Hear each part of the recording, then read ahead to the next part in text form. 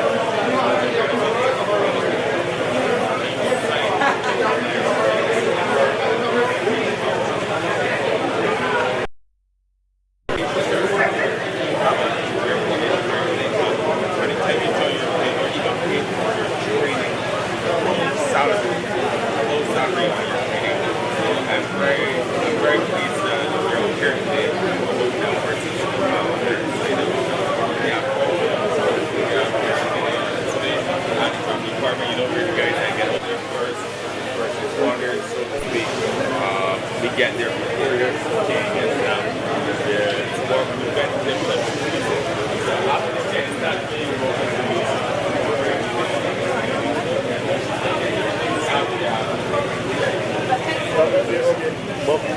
but we got water there?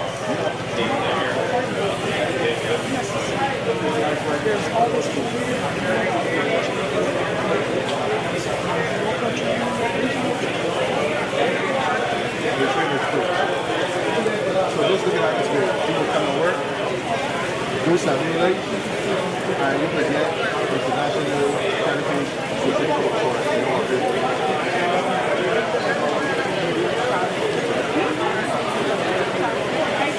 Never know even get to Dubai or England.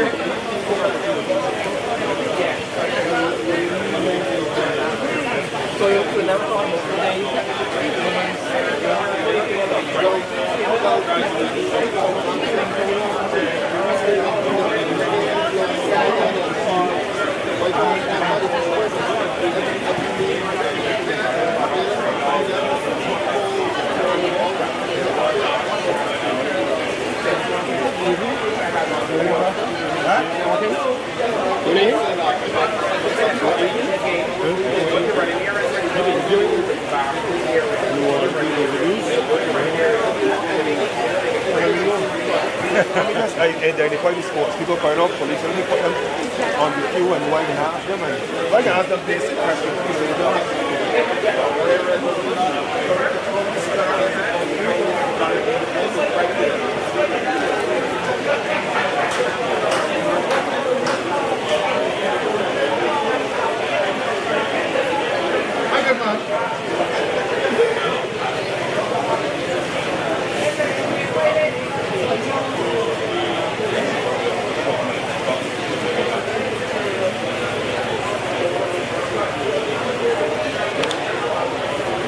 Kind of up soon. So we get internal. Alright, hard. I can get him. I can go through him.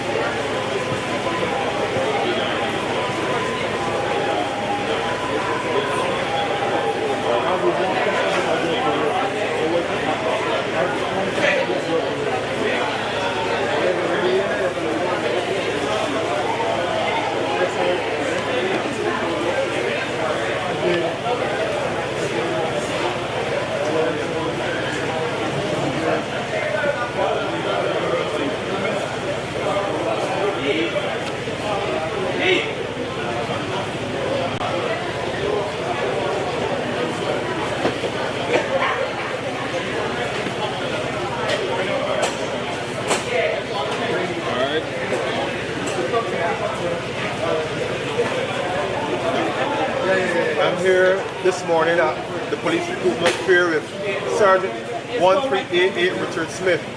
He is a member of the Barbados Police Service Band, a long-standing member of the band. Richard, how has it been for you thus far as a member of the band, and how long have you been in the Barbados Police Service Band?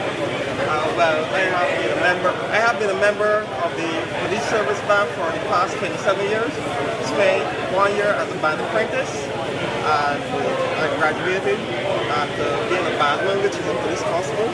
And in 2024, I was promoted to the rank of sergeant. And the journey thus far has been fulfilling because in secondary school, I was a musician at the River. And moving on, after I left school at 16, it was a long-term dream to be a member of the musical community. And the police band of Barbados is one of the best that we have. Well, I'm glad to see that you're fulfilling your dream, not one of the best. The police service band is actually the best band anywhere in the world. In the world, right? And you obviously, what instrument do you specialize in, and do you play any instruments outside of the instruments that you actually specialize in? Actually, I played flute when I came in the band. I auditioned on flute when I came in the band, and they gave me the oboe, which is a double reed instrument. I don't even know what's that. Okay, well, I will show you what the oboe looks like, and also the flute, right? So, let me go around here. I started on this instrument. This is a wind instrument? This is a woodwind instrument, part of the woodwind family. Right? I started on this, I auditioned on this in 1998.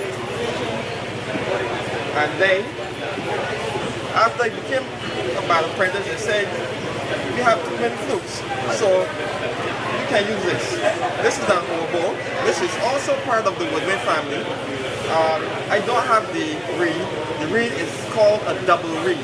Double reed. It has two canes strung together, and it makes a buzzing sound. But the sound of the oboe is very pure and very, like, what do you call it? In musical terms, a dark tone, which is not bad. It's good.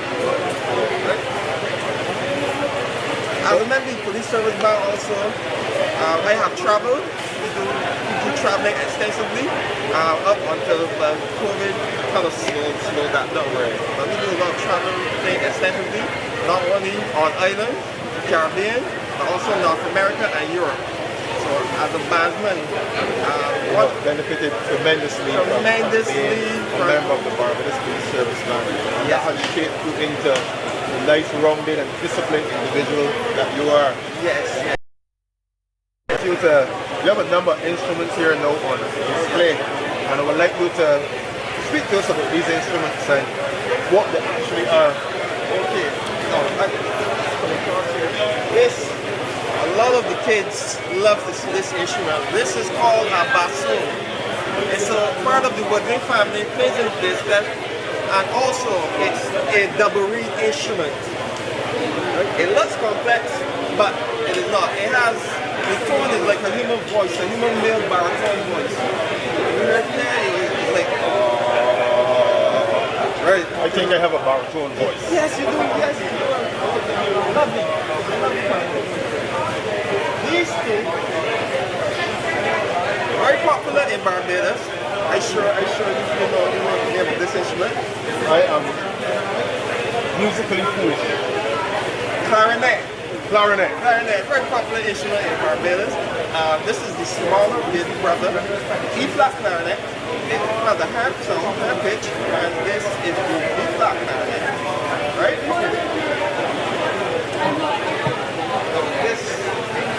This is the little baby to the flute. Mostly that operates, has a high pitched sound, and then you hear the like a penny whistle sound. So everyone knows what a penny whistle sounds like. So this is more of an outdoor. Yeah, right. All instruments are outdoor instruments, but this has a more piercing sound, right? So you can get through the curve.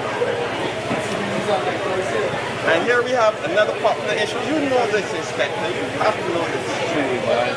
I know these things by scary. Remember what I call them, but I think this is an alto sax.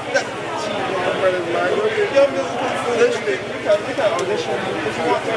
Oh my God, this would embarrass Barbados to see me doing something like this. I do not have the skill set. I will have some training and then I will come back. I promise you, we'll do some training and in 2 months' time, I'll be playing something on that. A fun fact, did you know the Right Honorable Cigar Free Sobers? Yes, was a member of the Barbados. Was a member of the That's a fact. The Right Honorable Cigar Field St. Albans Sobers was a member of the Barbados Police Service Band.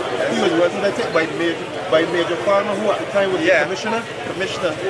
You want to hear the fifth first, the Division Cricket. Exactly, so he recruited to the band. Yeah. This is called a French horn, right? Why French as opposed to Spanish or English? I don't play the instrument, but I can tell you, it's not really French in nature, but it's a French horn, and if on coil, it's about 25, 30 feet. Oh, sorry, 25, 30 inches long, right?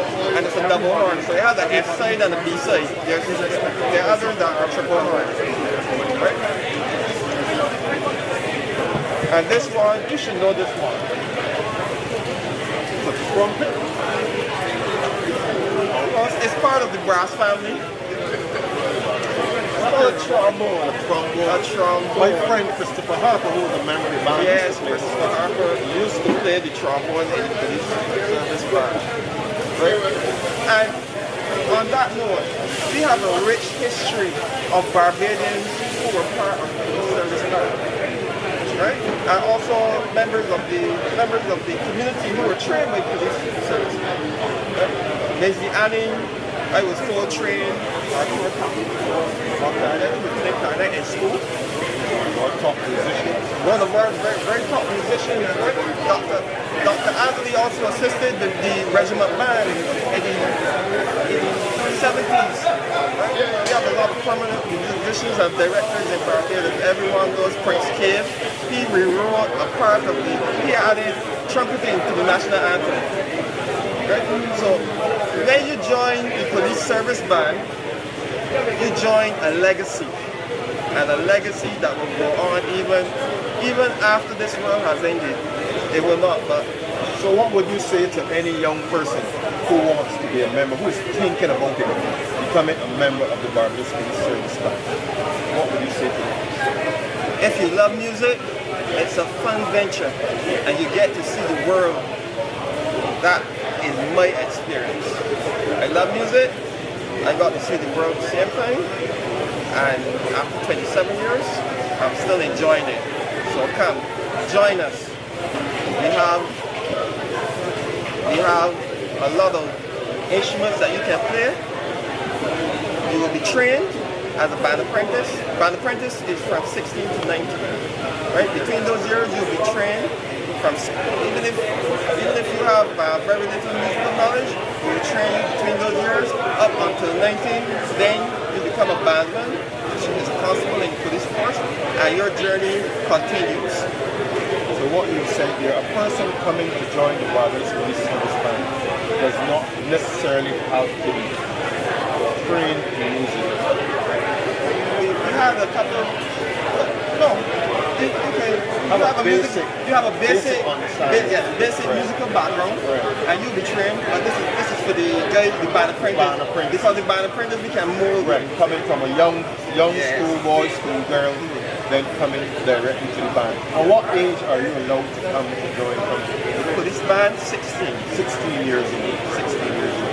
Well, I want to thank you very much, Sergeant Smith. You're welcome, sir. You're very enlightening interview. And I want to tell you to continue to put your right foot forward, continue to work hard, and look forward to seeing you here serving the Barbados Police Service Band. I will continue to serve the police. Thank you.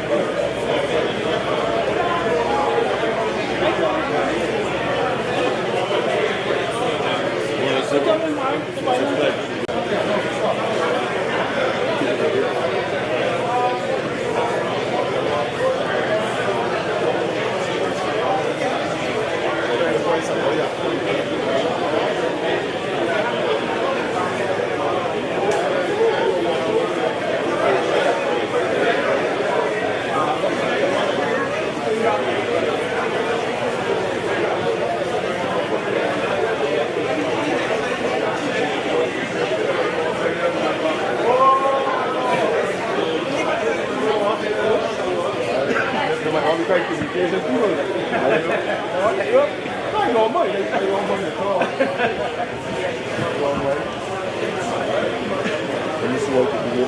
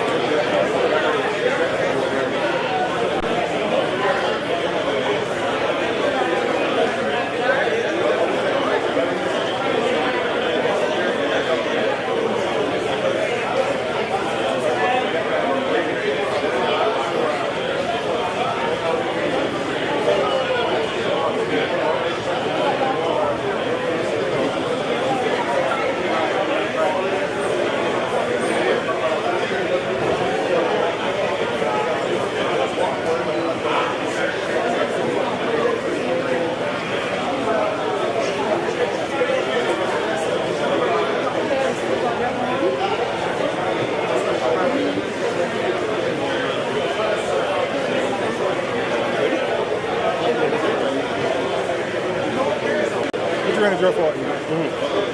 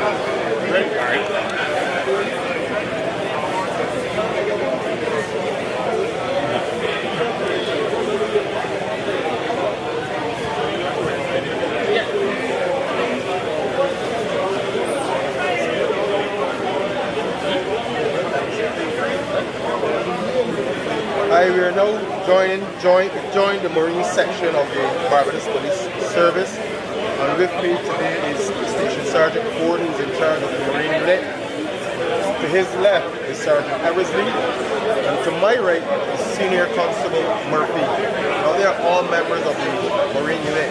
Now Station Sergeant Ford, can you tell us how long the Marine unit has been in existence? Well, firstly, the Marine unit first started in 1835. That was the Bridge and Harbor Station.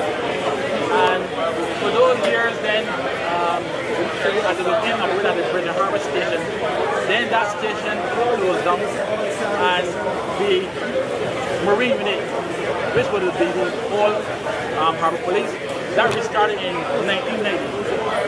And we only had one vessel at that time, which is a 27-footer inflatable rubber craft named the. And then after that, the unit started to develop, where we brought in more personnel, and where we have two other vessels, a 40-footer, which is the Everson funnel, and also a 35-footer, which is a dual fast. So you've now upgraded to a full unit. You have two vessels. I also see that you have jet skis. So how much of those are available to you? Well, right now we have the two jet skis. And these jet skis mainly used for the tourism season, because we know tourism is our business and we have to play our part. We're definitely playing our part. One of our things is that when tourists are here on our islands, we are there to protect and make sure that the water sports activities, we have persons on the board, the new business and locals are right. We will have these jet skis here to make sure that safety. Because safety is the most important thing. So these watercraft, these wave runners, they are for ensure control and make sure that you have a lot of other equipment here on display. Can you explain to us what the equipment is and the purpose of the equipment? Yes. Well, let me start. We have all the jackets. This is what we have to wear when we are at sea, because safety is important. So your life jacket will always be on you when you are on the vessel at all times. Now we have what we call a GPS. It's a global positioning system. This is what we will use when you're going to navigate from one point to another point. You will put in your location, which is latitude and longitude, and this equipment will allow you to steer to that location, and it will also tell you how long it will take. So this is a global positioning system. This is just a backup in case the equipment on your vessel fails. So you always travel to sea with this global positioning system. Safety network, backup. That's right. We also have an EPIRB, electrical positioning indicator radio beacon. Now, if for any reason the vessel was in difficulty and it's sunk, this equipment would allow us to locate where this vessel is. So that is mainly what this is for. This is the EPIRB. So it's a location indicator beacon finder. So this is tracked by, this is kept on the vehicle, On the vessel. right? Sorry. And then you have something monitoring this. Yeah. This works off a satellite, so it will send off a signal to the satellite, and the satellite will pinpoint the exact location where the vessel is. That's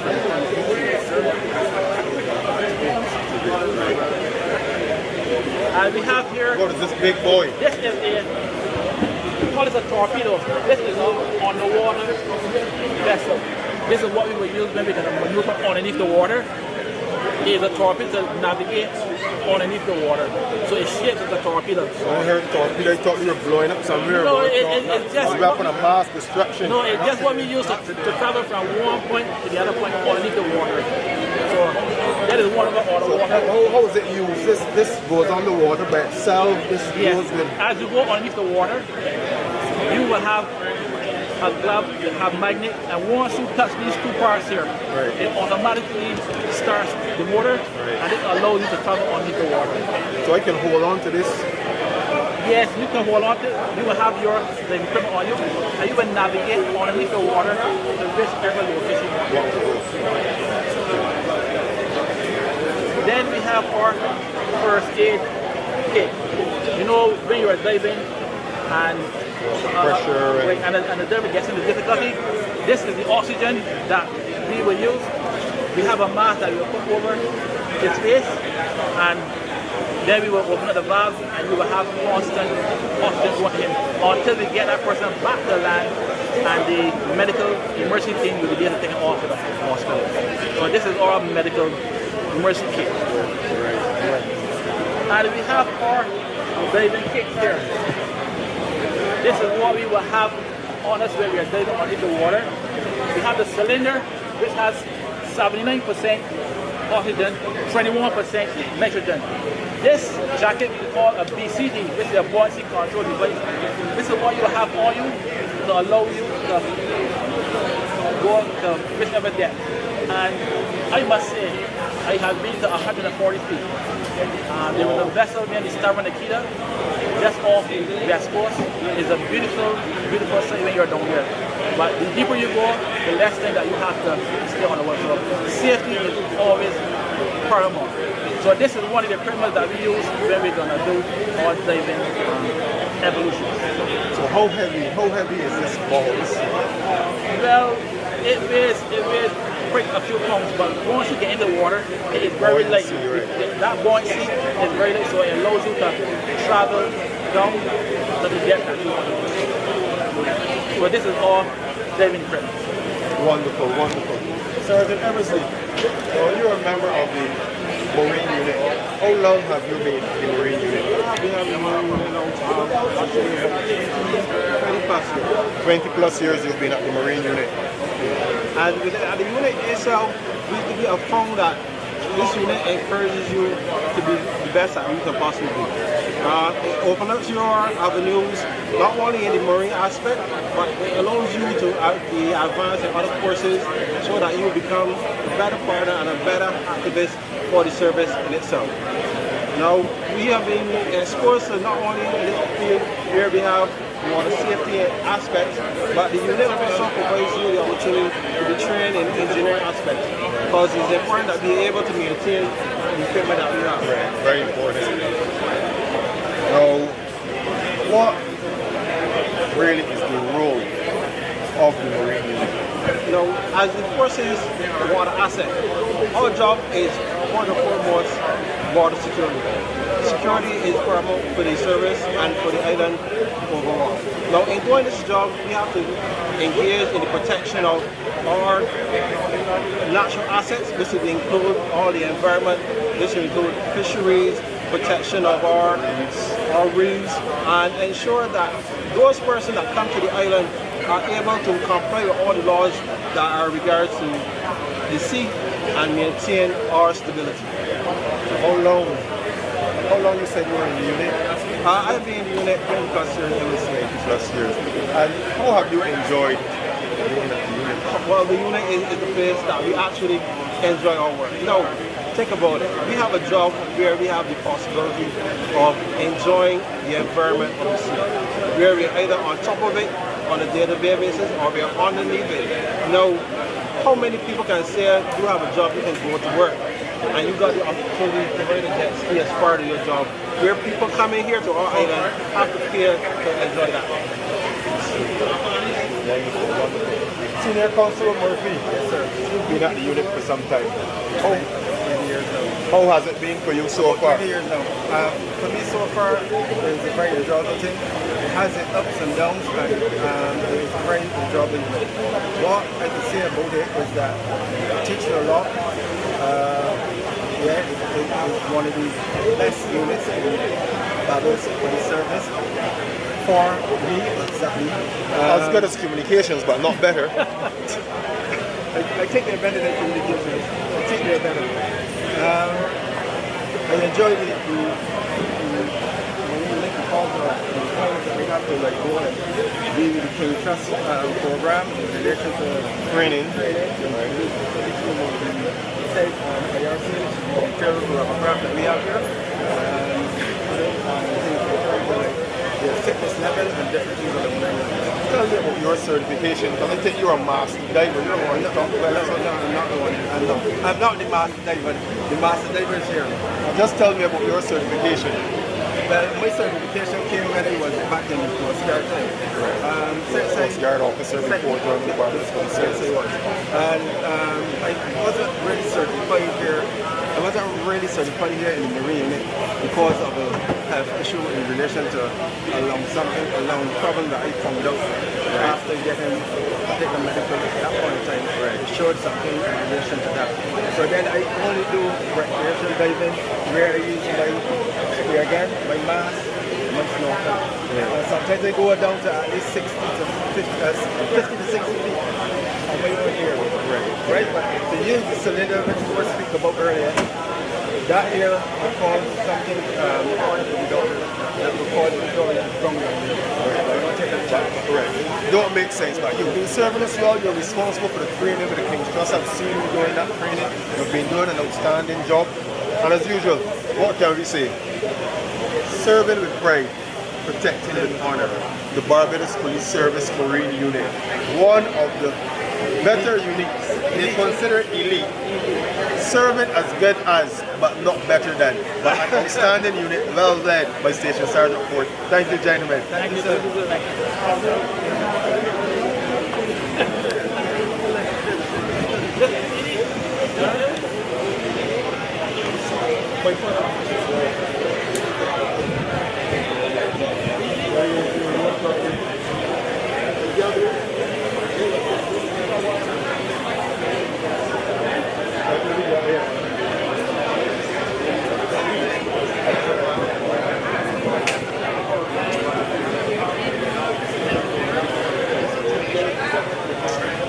You ready?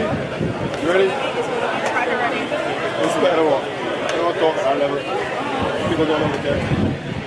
Go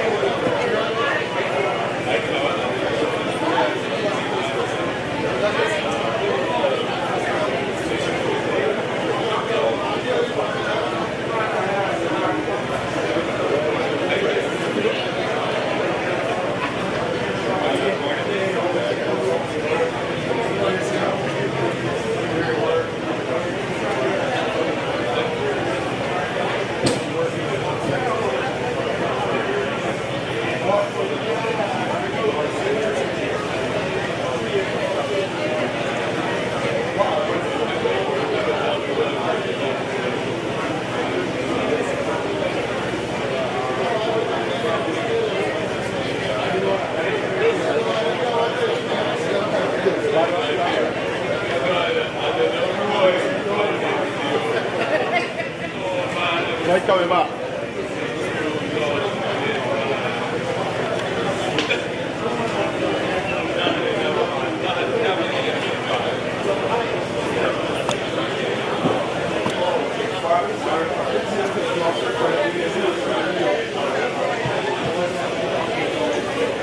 Let's go.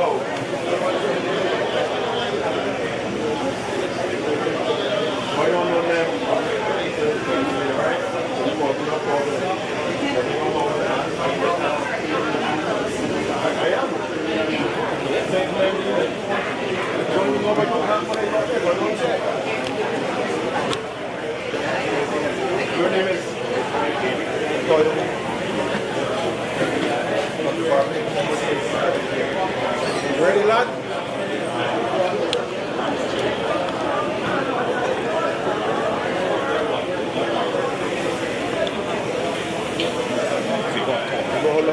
assistance, right?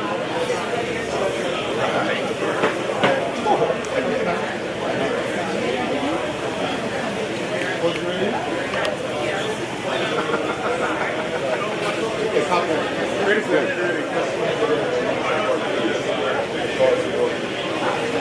Right. 3. Hi, I'm here with Latoya Mosley, Station Sergeant Krishna Williams, and Antonio Clark, all members of the Barbados Protective Services Cooperative Credit Union, another branch of the Barbados Police Service. Ms. Mosley, I want you to tell us a bit about the Police Credit Union and how long it has been in existence. Well, we have been existing for 65 years, and we are what we say a personalized credit union. We know our members, we know their needs, we know how to please them, how to get them what they need. You don't have to book an appointment with us. You come in, just ask to speak to one of our loans officers. You could do that and you get through with that whatever you want. Service with a smile. I heard you call a date. When did the credit union actually start? I heard The 24th. November the 24th. So we'll be celebrating an anniversary shortly. Yes, please. Like me born in November. All good things start in November. Yes. Barbados Independent, the Police Cooperative Credit Union, and Ryan Brathwaite. Born in November. Tell me the range of services offered by the Barbados We Police. have a range of services. We do loans, we have junior servers, and as you know, regular members. Our loan portfolio consists of business loans, we do mortgages, we do home improvement loans, we do customer loans, we do educational loans, we do educational loans, we do home improvements, LOCs, which is a line of credit, which is a revolving loan. You borrow, whatever you pay back, you can reapply for. We also, for our 65th anniversary, are offering a special one to all members, new or existing members, where you get a loan for $65,000. The interest rate is 6.5% for 3 years, and the repayment is $200 a month, and that will finish on the last working day in November. I want one of those loans. Yes, Tell please. me what I have to bring in order to get this loan. Well, Mr. Prophet, since you are already an existing member, all you have to walk with is one valid photo ID, a recent pay slip, and a proof of address. Okay, George has now walked in off the street. He's a new member to the Police Credit Union. Sorry, let me say the Barbados Protective Services Cooperative Credit Union. Yes, please. New member. What does that new member need in order to obtain this loan? Okay, well, since he's a new member, he will have to bring in 2 valid photo IDs, the same proof of address, and a pay slip. But because he doesn't have the qualifying shares, we can take the qualifying shares from the same $6,500 loan, and they will get the difference. And what's the qualifying shares? How much is it? So you get $5 entrance fee and $250, which is 50 qualifying shares at $5. Small potatoes for a man looking for this amount of money. Yes, please. Definitely. The Barbados Protective Services Credit Union. Now, when I hear protective services, I think of the Barbados Police Service, I think of the Army, I think of the fire service, prison officers, government guards. So, can a person outside of these departments or these organizations join the Protective Services Credit Union? We also offer for police and its department, so if you were like for the police department or police services, you were accounts, you can also become a member. Yes. Wonderful, wonderful. The Barbados Protective Services Cooperative Credit Union. This is where it is. You want to get your mortgage, you want to get your car loans, you want to get that money. There's money celebrating 65 years of serving you. There's a loan. It's valid until November the 30th, up to $6,500 Barbados with a 6.5% loan repayment. That's the interest on 3 years to repay. You need that money. Christmas is coming, Independence is coming, Republic Day is coming. Come out and get this loan. The Barbados Protective Services Credit Union, offering all of that financial support that you need. Thank you, Ms. Mosley. Thank you, Ms. Williams. Ms. Clark. You have a wonderful day.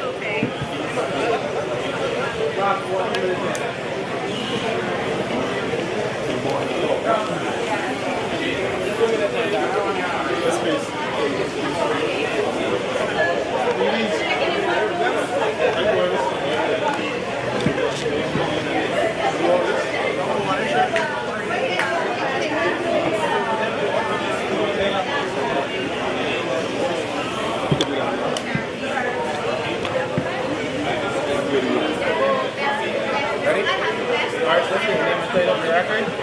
Ryan Brathwaite, Inspector of Police Acting, Communications and Public Affairs Officer of the Barbados Police Service. Alright, so we had a recruitment drive and there are a lot of things, a lot of the youth and the public will not be aware of as it pertains to the police service that they're offering. Can you speak to some of those things? Oh, it's so varied. Right, so we have set up, we have our drone unit, we have a telecom unit, we have the mounted branch, we have the marine unit here, we have sex trafficking and human crimes, we have our forensic unit, the band is here, King's Trust International is here, our recruitment services here, the Protective Services Credit Union is here. There's so much on offer within the Barbados Police Service, and all these units are vital for the success of the organization. You know, some say that they're elite. I say as good as, but none are better than the other. All have a vital role to play in successfully policing our country. So, as you know, you say all are very, very important. Like you say, the recruitment drive to be able to show the unit of course, but is there some way for the general public to be able to know what is offering? Well, that's why we've invited all Barbadians here today. Yes, it's a recruitment drive, and recruitment is far and wide. And we're thinking recruitment for the next 100 years. That's the reality. We want to recruit police officers. So the reason for this is primarily to recruit people to join the Barbados Police Service, but also to show them the various branches within the Barbados Police Service. People think of policing and they see that uniformed police officer on duty in Bridgetown, wearing his red stripe and grey shirt, or the chap in the community in the police vehicles going on mobile patrol. That's what they see on a regular basis. Unfortunately, you might suffer a crime and you might be exposed to the criminal investigations department where a detective comes to your house. But there's a range of things within the service that a person can come and get involved in. The Marine unit, our lead diver, Station Sergeant Ford, he just told me that he's dived up to 160 feet underwater. So he lived life underwater and on top of the water. That must be a marvelous feeling. Our forensic unit, you know, people like this CSI thing. Those people that come and dust for prints and do blood samples and track, you know, look, things like DNA and all that comes to mind. That's the part they play. Or cyber unit. You know, cybercrime now is big. That's a mainstream thing now within the world. So people with that knowledge and people with that capacity, you know, you come, there's no guarantee that when you come, I can say, look, go and be in the cyber unit. Because we want you to be a well-rounded policeman as well. We want you to understand the dynamics of policing. And believe you, I did beat and patrol, and that was marvelous. I met so many people doing beat and patrol. People from all walks of life, and it's really engaging. It's nice to engage the public and hear the public, and to be able to treat to their problems directly, hearing it up front. And that beat and patrol man who's the first responder is very critical because he's also the face of the organization while he's out there on the streets. So the impression that he creates will create the reaction for all the Barbados Police Service. So he is a very vital member of the Barbados Police Service. We have our band. Oh, what else can we say about the band? The best band, the world-renowned Barbados Police Service. Now, people come from all over the world and gloat at the fact that we have such wonderful musicians right here in Barbados. You can actually join the band as a band cadet at age 16. And then at 19, you can transition into the Barbados Police Service full time. So you go to the Regional Police Training Center. You come and have a little rounding of policing, and then you go back to the band. Because remember, the band is still required to assist at Christmas when all hands are on deck. They assist around Kadooment. So you still have that knowledge of policing, that round, but you're attached to the band, you know. And it offers so much other avenues. You look over there, the people that everybody likes to see, the people in blue, our tactical response unit. Those are trained to deal with these mass demonstrations when you get that crowd disruption. Going to communities where there are hotspots in crime, we expect them to go in and disrupt that crime.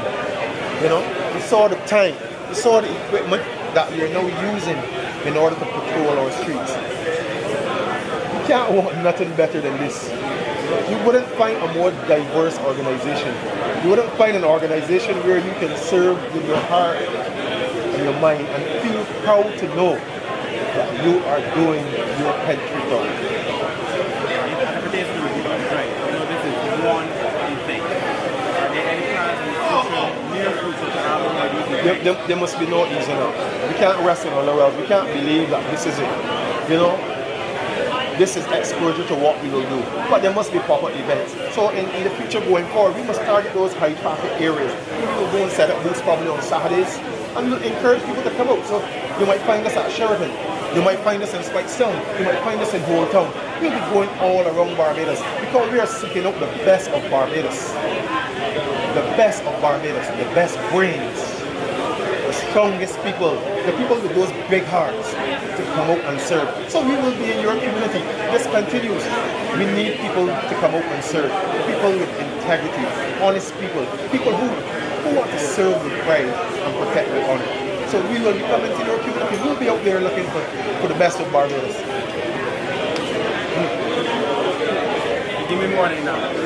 Thank you. All right. Thanks, man.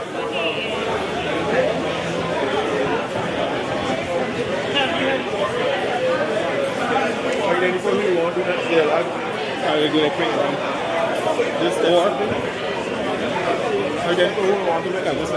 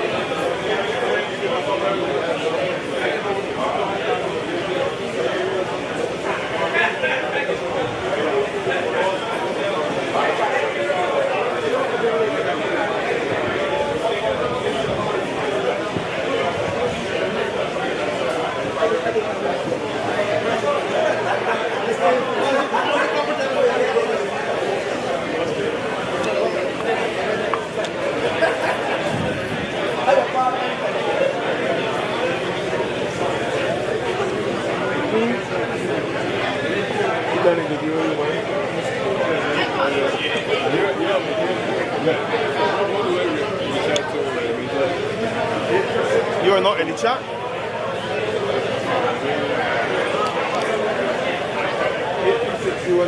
I think is the number.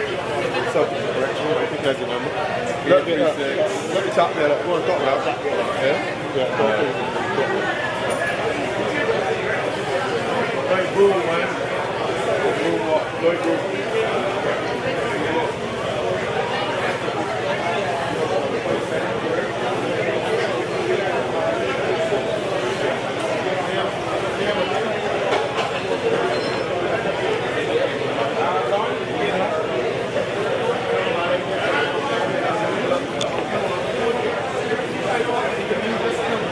Mm-hmm. You want to get in?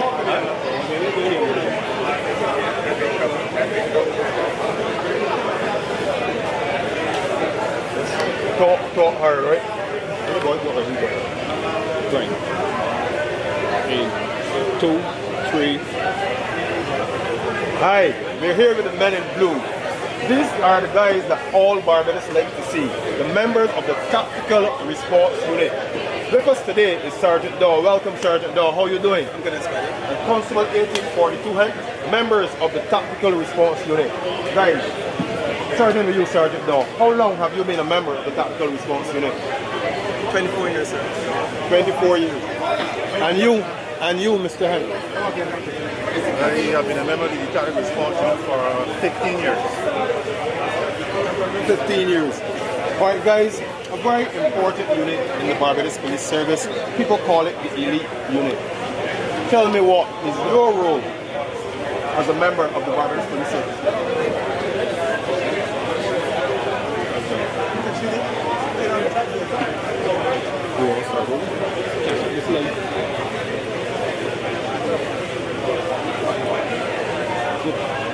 So tell us what is your role? What is the real role of the Tactical Response Unit? Well, the Tactical Response Unit have various roles, and we start with the most simple of roles. Our role is primarily to do patrols, to encompass fighting crime in respect of armed persons, terrorism, barricaded suspects, and EDPs. So it varies across the board. You said EDP. Just explain to us, what is an EDP? An EDP is an emotionally disturbed person. We, the force, have taken a stance that because a person is mentally sick, you just can't shoot them. It's wrong. So we've been specially trained, our special weapons on board, where we can bring these persons into a point where we can control them, that they can get help. Because our aim is to help these persons who are EDPs, not just use firearms on them. Officer, you've been in the tactical response unit for some time now. Tell us, what is the training you would have had to bring you to this stage as a member of the tactical response unit? Okay, so the first initial training that we usually do in the tactical response unit is the RSS, which is the Regional Security System basic level course. Right, that is a 3-month militarized course. It deals with internal security aspects. It deals with sea aspect. It deals with a jungle aspect and navigation and so on. After that, I did a jungle survival course.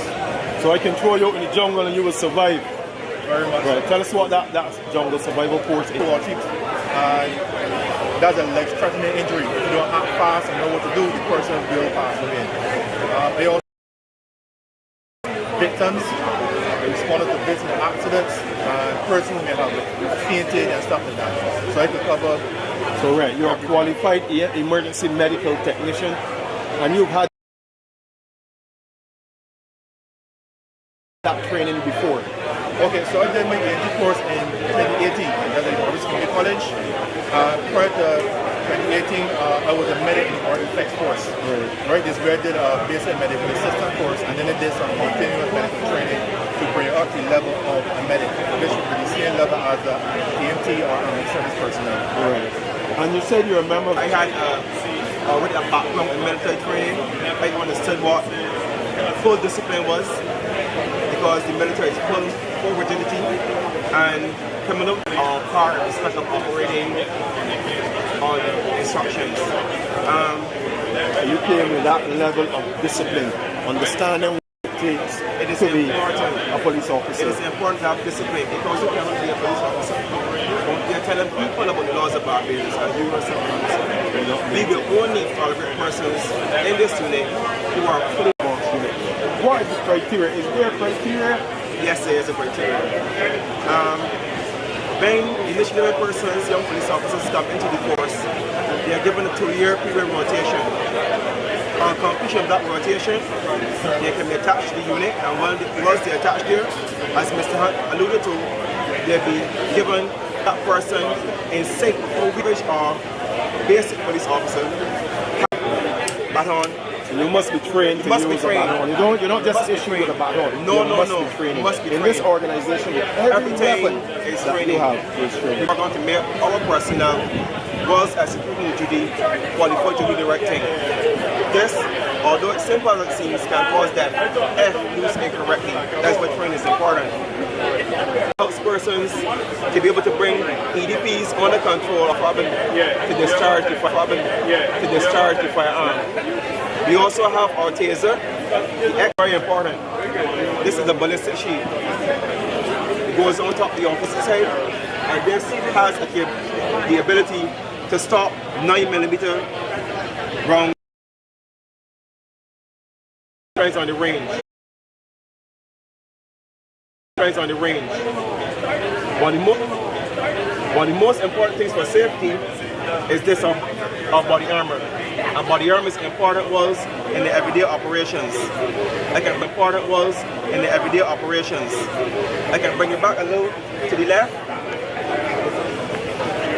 It's pretty heavy. This is main use of. We have to do an intervention.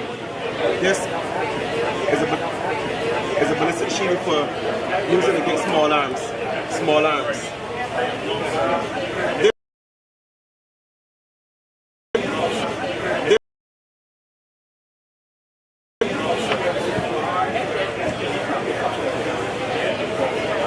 This is a basic red shield, and is used in conjunction with the baton, once again training that person or injured in any possible way. So as you can see, we have on display. So as you can see, we have on display an array of equipment that is connected to the department. The medic section, officer. The medic section, officer Hunt. You can explain to us some of the equipment you have here on display that will be used by you in cases. Very carefully to know and hear if the person now is collapsed or not. Right? There's going to be shears. Right? People normally call it scissors, but the medical scissors are shears. This can actually cut through material. Right? This is for exposing certain parts of the body in case you want to find a particular injury or you want to get to a particular injury with a gunshot wound, a broken arm or leg. Right? We got the pulse oximeter. We saw a lot of these during COVID. Right? It's mainly for reading the oxygen level in your body and reading your pulse. Right? It will give you a reading. Very good. Pulse is 115. Right? And blood pressure monitor, obviously for checking blood pressure. Blood pressure is a good indicator that a person is under some kind of. We got bandages. This is an exposed one. Right, these are compressed bandages inside of the wrapping. Right, they come sterile. That's to prevent contamination to the injury or wound. Right, this is for first things like hypothermia, person going into shock. We use it to keep the person's body temperature up. We got the C-spine collar. Right, because I am an EMT, so I am obligated to assist. We have this is a combat application tourniquet, right? And these are mainly used for gunshot wounds or bleeding. Blood flow, correct. Alright, and then you fasten it, and that will control the bleeding because most of the time, in the case of persons will usually bleed out first. Right? This is just another one. This is an EpiPen. Right? This is used for severe allergic reactions. Right? You take it out, take off your top, having an anaphylactic shock, which is life threatening.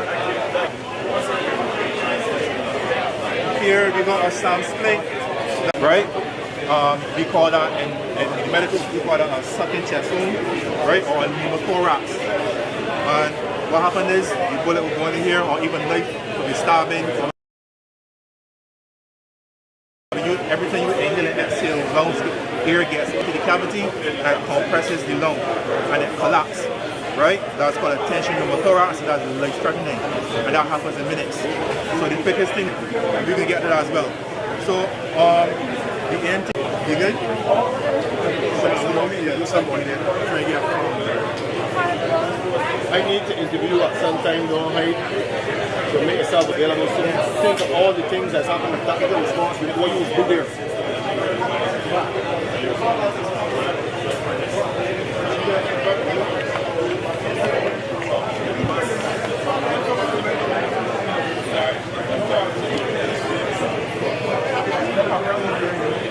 You want me to interview somebody, you say?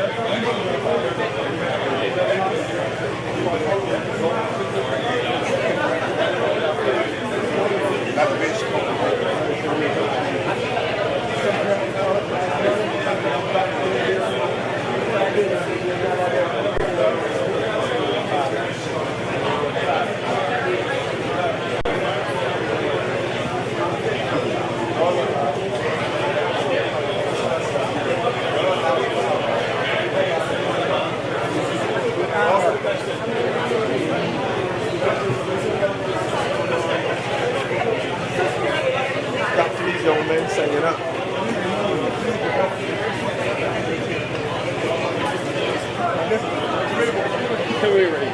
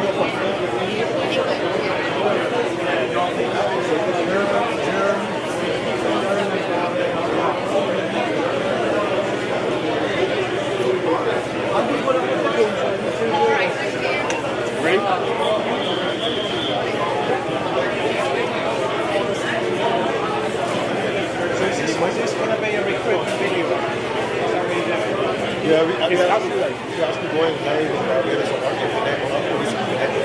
So people are watching this stuff. So the feed is always going to go back and have a look. So let's talk about the training that we're here. So I'll start by asking you to state your names and where you're from, why you are here in Barbados. Let me remember the names.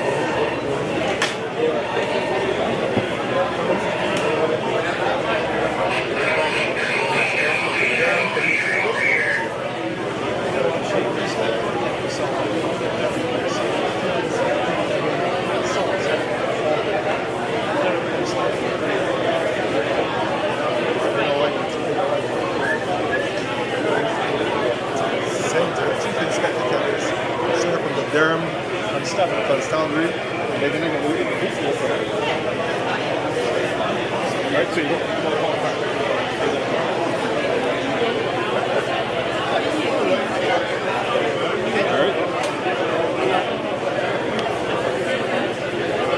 Look who has joined us here in Barbados.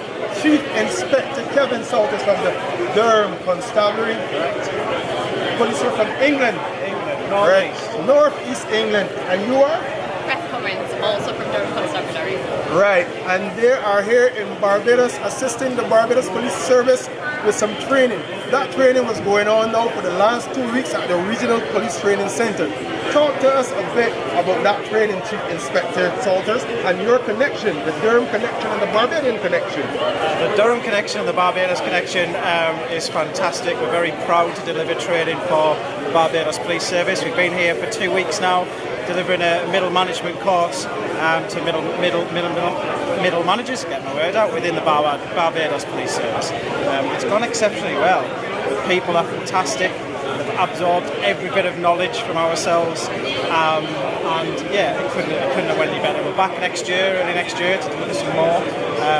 So yeah, we're hoping the partnership's going to grow, and we're very proud to be delivering the training.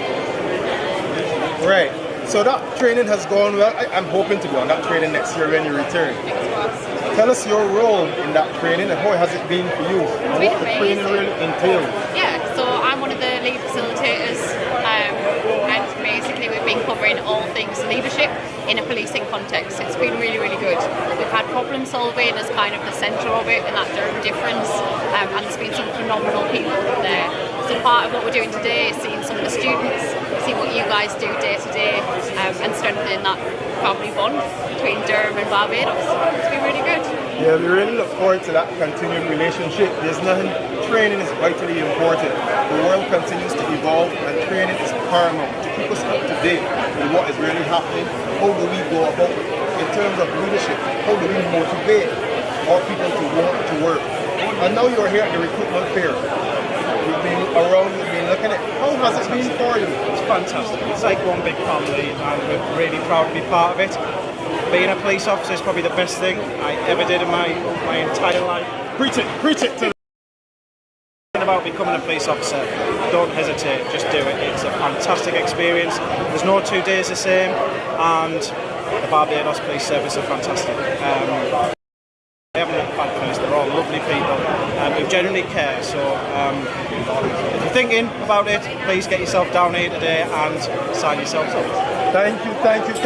It's really been fantastic speaking to you. We're glad to have you here and we look forward to this continued relationship and having you back in the future. Very proud of it. Thank you.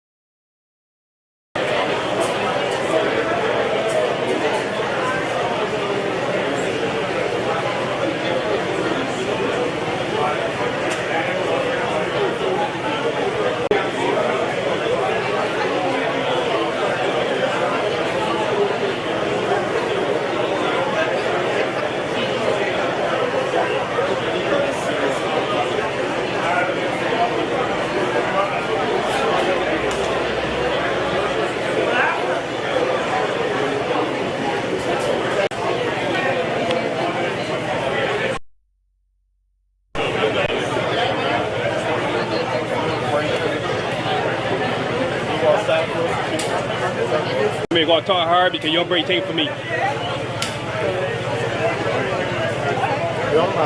Come, Brent. It's created to protect the scene, to stop people from crossing the line and destroying whatever evidence is there at the scene. With us today is Constable Dean, a member of 4 years. And what is your role at the forensic department? I'm a crime scene technician at the department, which means that I attend crime scenes, I take photographs. Have on display and why they're used. Remember, don't give up too much secrets. People are watching, but just a basic. Alright. Here to my left, we have various fingerprint powders. These are powders that we use for searching for fingerprints at scenes. We have some brushes. This comes in different types, different colors. We also have the particle reagent, which is what we use to look for prints on wet impressions and foot impressions, shoe impressions, etc.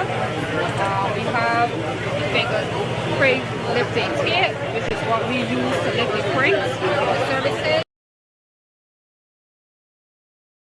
Put down the tape and you lift my print. Yes. Wow, marvelous. We also have breaker cell, which is another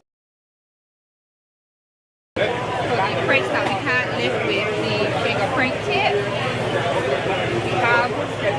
We have swabs, and it's swabbing for any DNA, any gunshot residue, anything like that. We have. You can't go to a crime scene without the camera, because you need this to take the photographs of the scene. So that will take a picture of me and make me look beautiful? It probably may look beautiful if you're beautiful. Oh my God. Any scenes where it might be like a grassy area or has sand, or safety comes first. I'm in my safety goggles and I'm looking. And this is also safety is paramount. This is also to fight any biological matter like tail.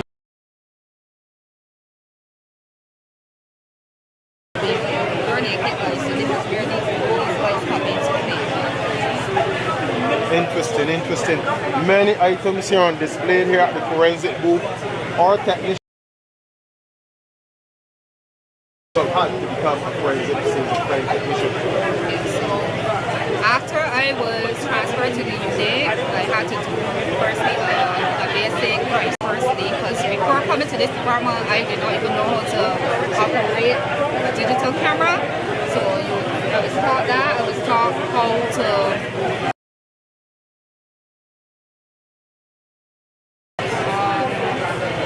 search for.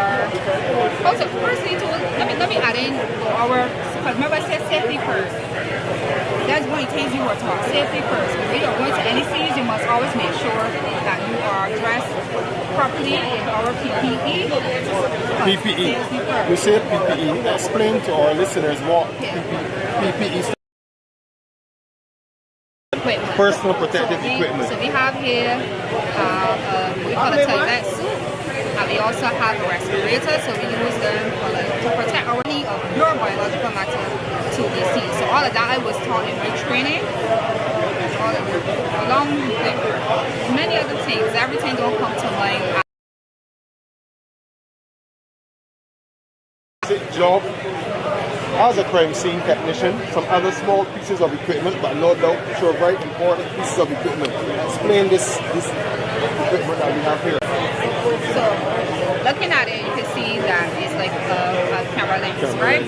So this is what, just as I was explaining with the house sweeper. Yeah. So we also have vacuum sweepers in the forensic department. So tell us why this is used. People think that you can take this motto: serve, protect, and reassure. I want you to continue to serve well, serve the people of Barbados. Say something to all those young people out there who are entertaining thoughts of joining the Barbados Police Service. You come down to our recruitment train, come down to police headquarters. If you have any questions, you can ask a person, you fill out the form. Just come.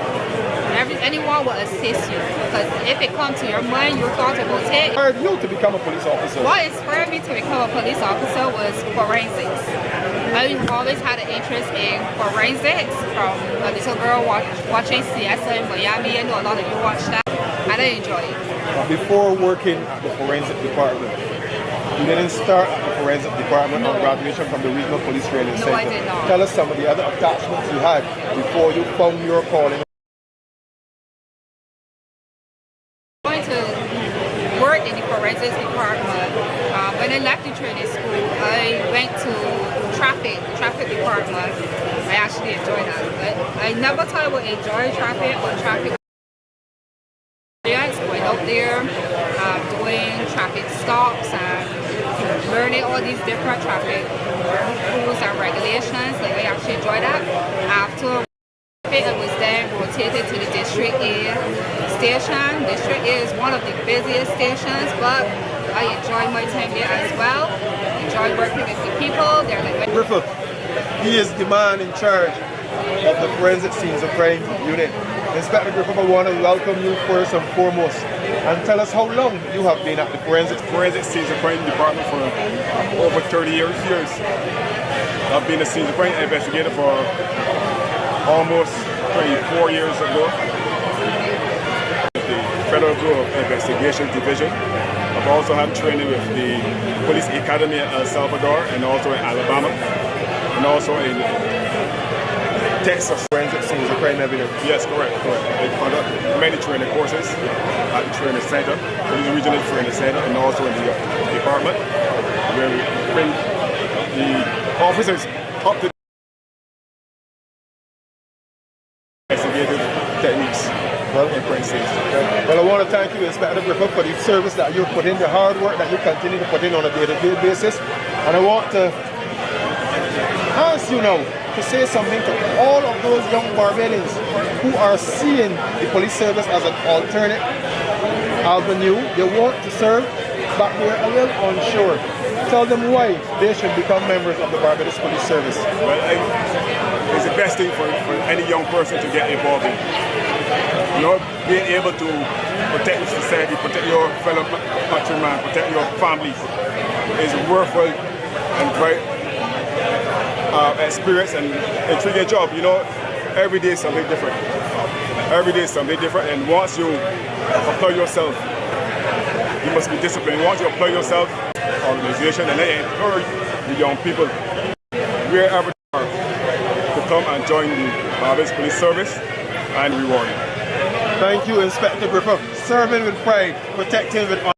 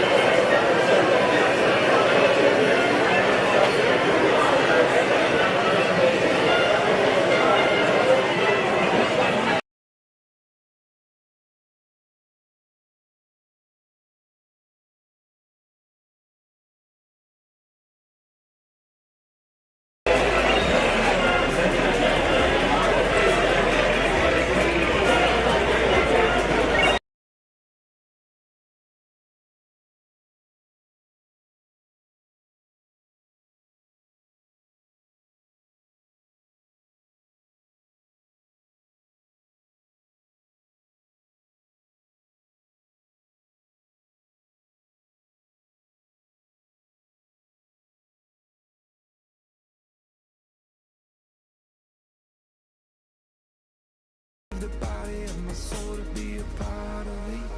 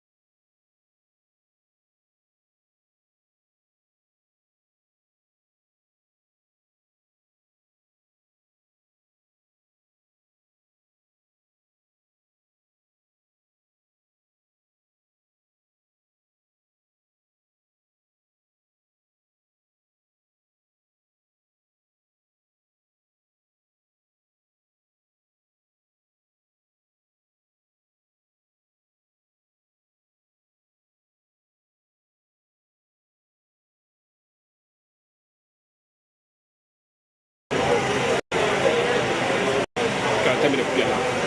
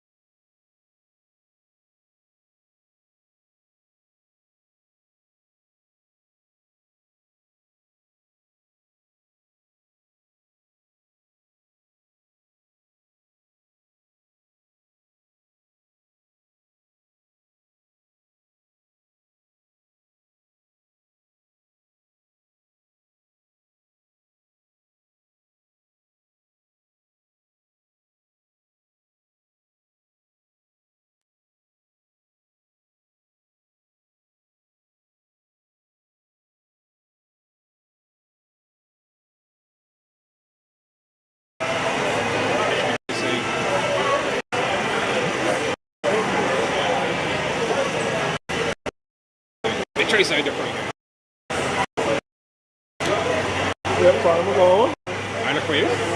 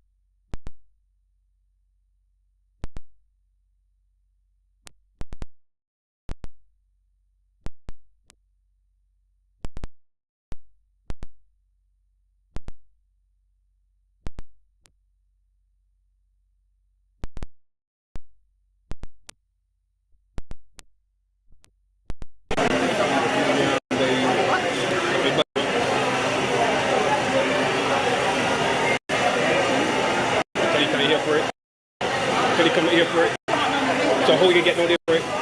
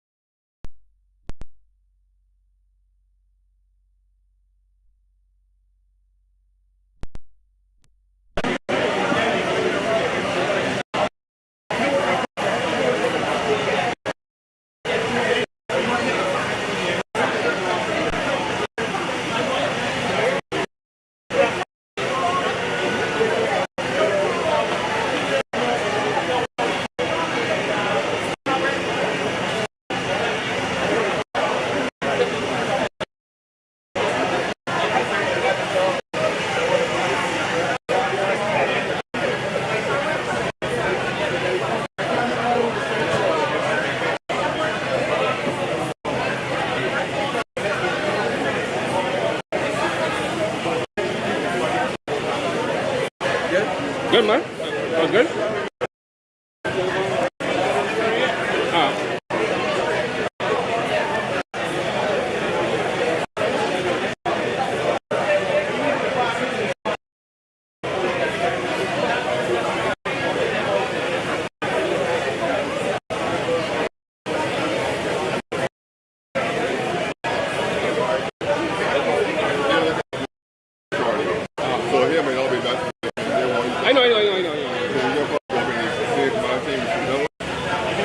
So they come live and do it up in here? Yeah, or even go by your time.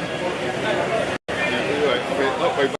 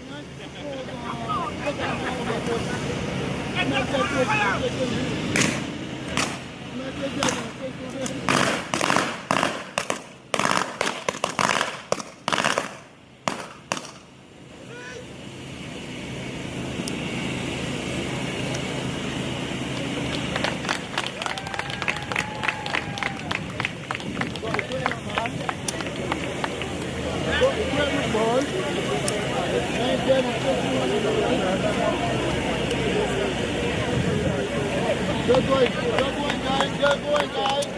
Look good.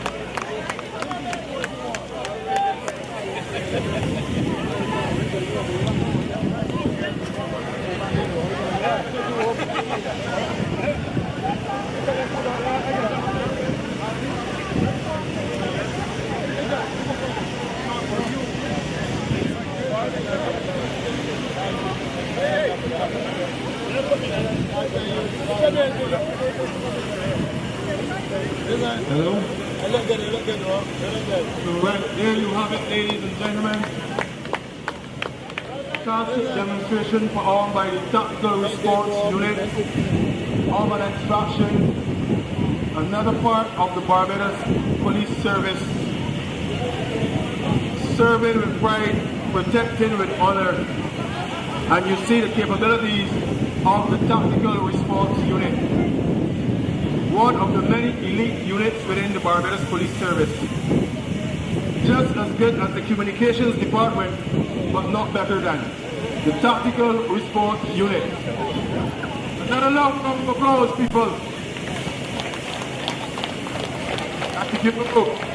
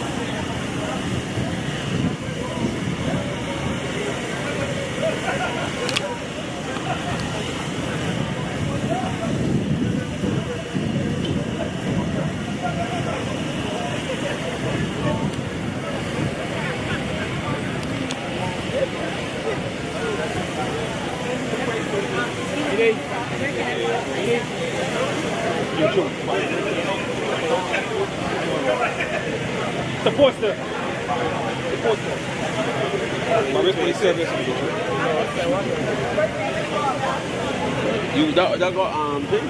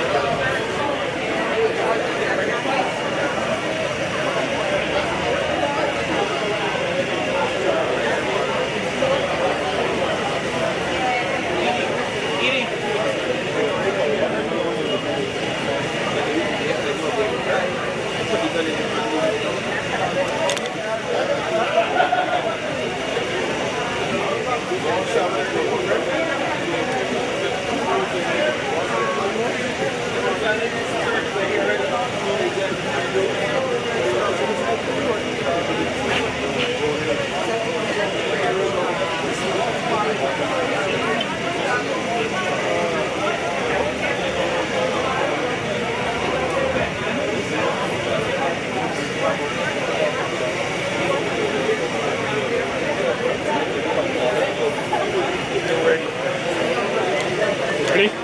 Yeah, man. What do you think? The boy, boy.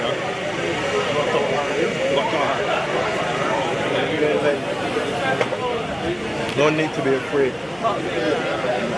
All right.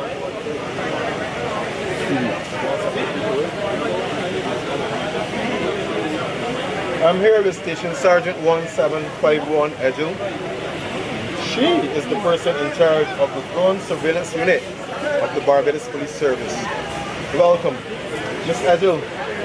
This unit is a new unit to the Barbados Police Service. When was this unit first formed? It was first formed in 2019. Right? Our first set of pilots were first trained in the year 2019. In that year, we also trained two sets of pilots. So on average, about 14 pilots were trained in that year, and we also started flying the drone in that year as well. Right, and you say pilots. And when we think of pilots, I always think of planes, pilots. These people are trained to fly the drones. Are these people police officers or people brought from outside of the service? They're all police officers who have had internal training and trained to operate all our police officers within different units who come together. And you're in charge of this unit, a female in charge of the unit. Yes. They say beauty follows beauty. It's a wonderful unit. Tell me about some of the training that you have had whilst at the drone unit. Well, I've been trained to track vehicles. We are trained to fly in a way that captures proper images so that persons who are watching on the ground can easily follow and understand what is going on, understand the layout of the area. We're also trained in safety. Yes, safety is paramount. It's paramount. So that's just some of the training. And I would say every day that I fly is a training experience. Yeah, it's always a learning experience. Policing in general, every day is a learning experience. So give us a layout, just a general idea of what your everyday life is as in charge of the drone unit and being a drone pilot yourself. And what are some of the events that you would normally cover?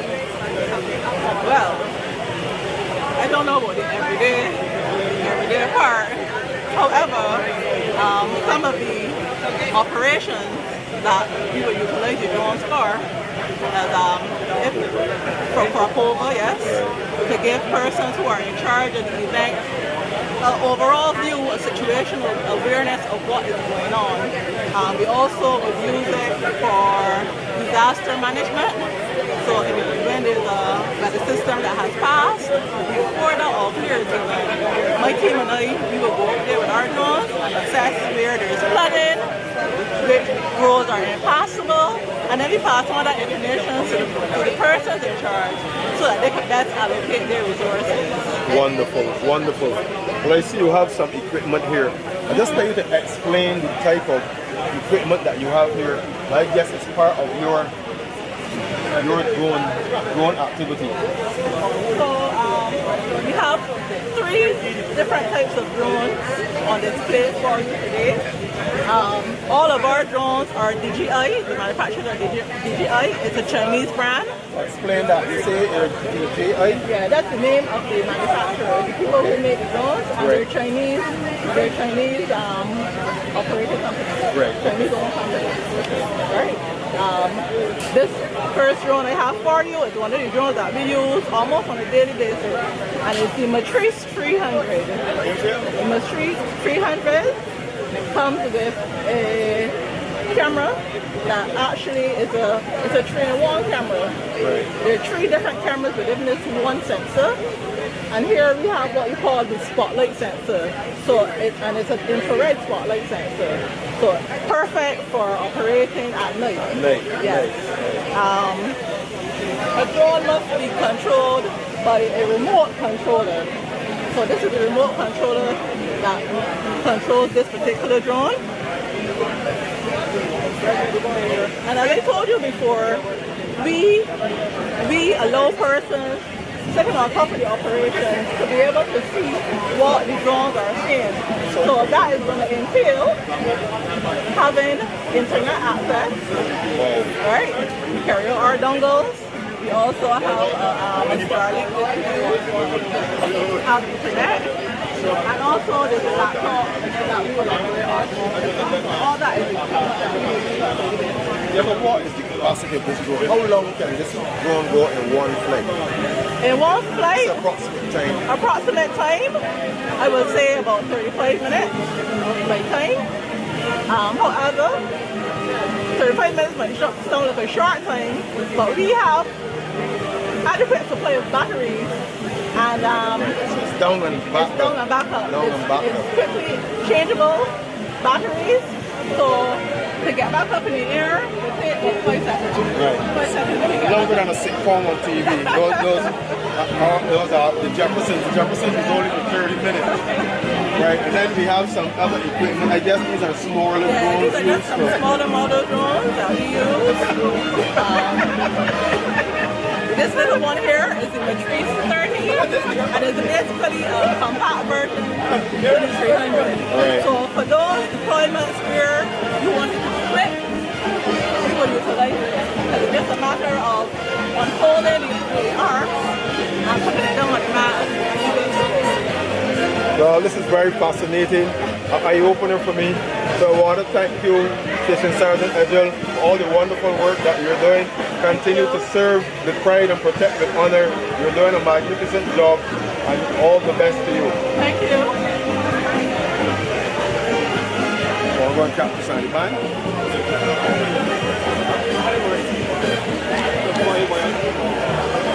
When the band down here, now the band. I gotta get the phone.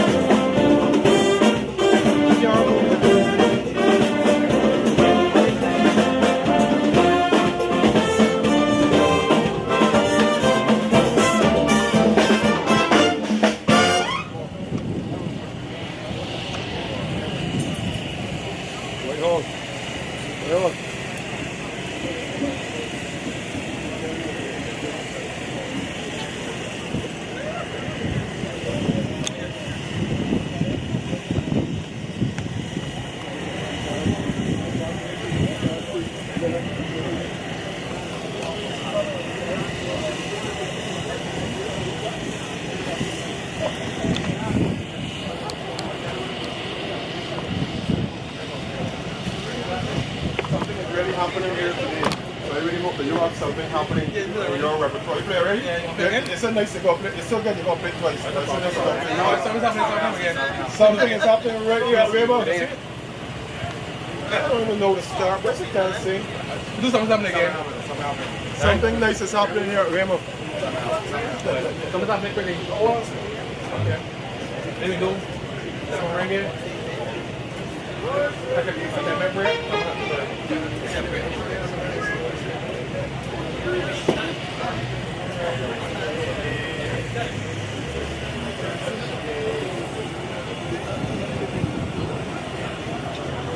Ready? Something's happening.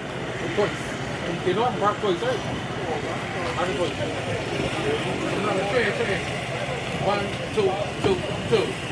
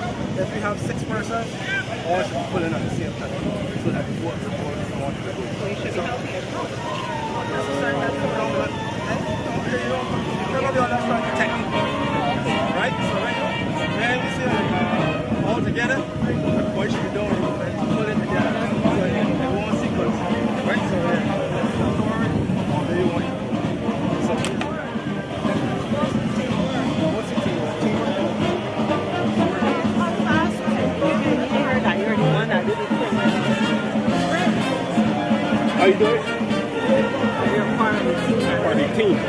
You run the department. Very good. There is some down. I'll tell the person. But it's very good. It's very good. I'll tell the person. Well done.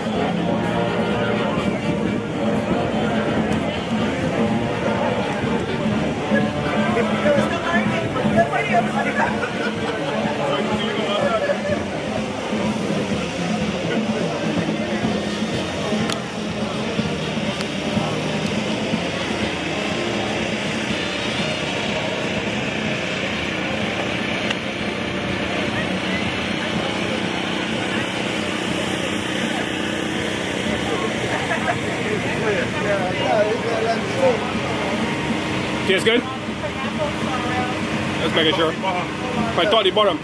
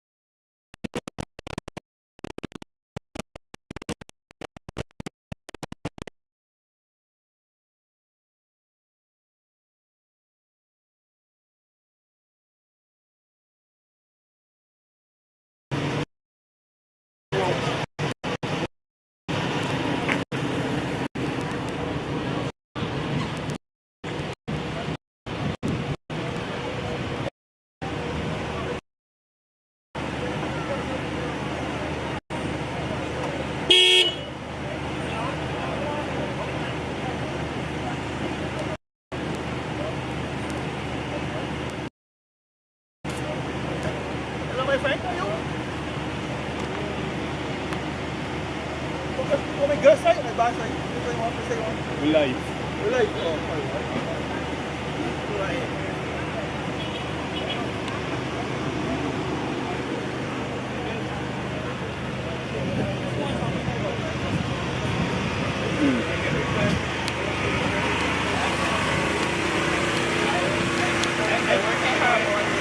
Hard as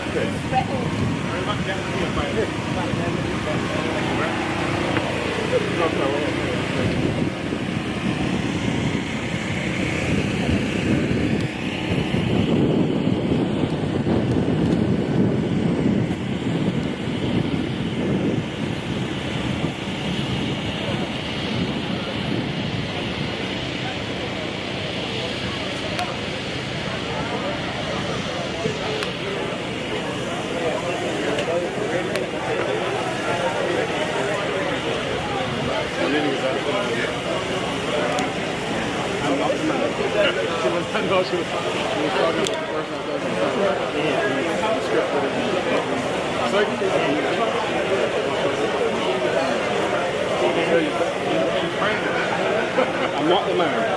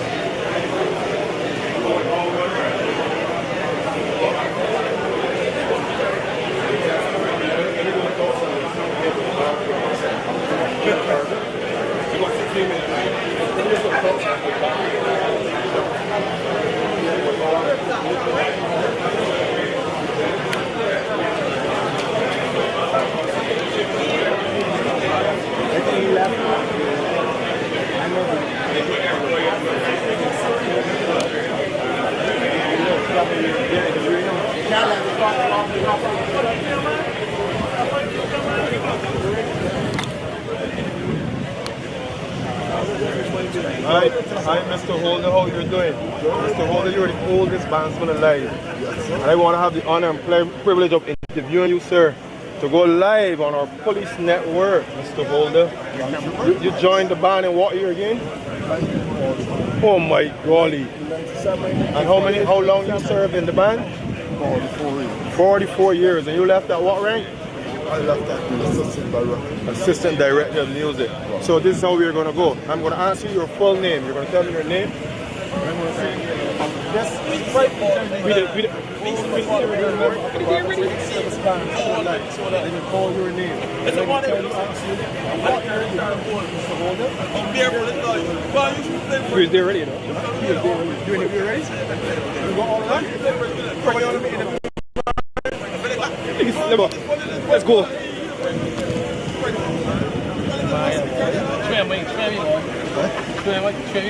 You're here with Mr. Holder. What's your first name again? William Rudolph Holder, a former assistant director of music in the Barbados Police Service Band. The oldest serving bandsman, he's still a bandsman, alive. Mr. Holder, tell us, when did you join the Barbados Service? When did you join the Barbados Service Band? 1944.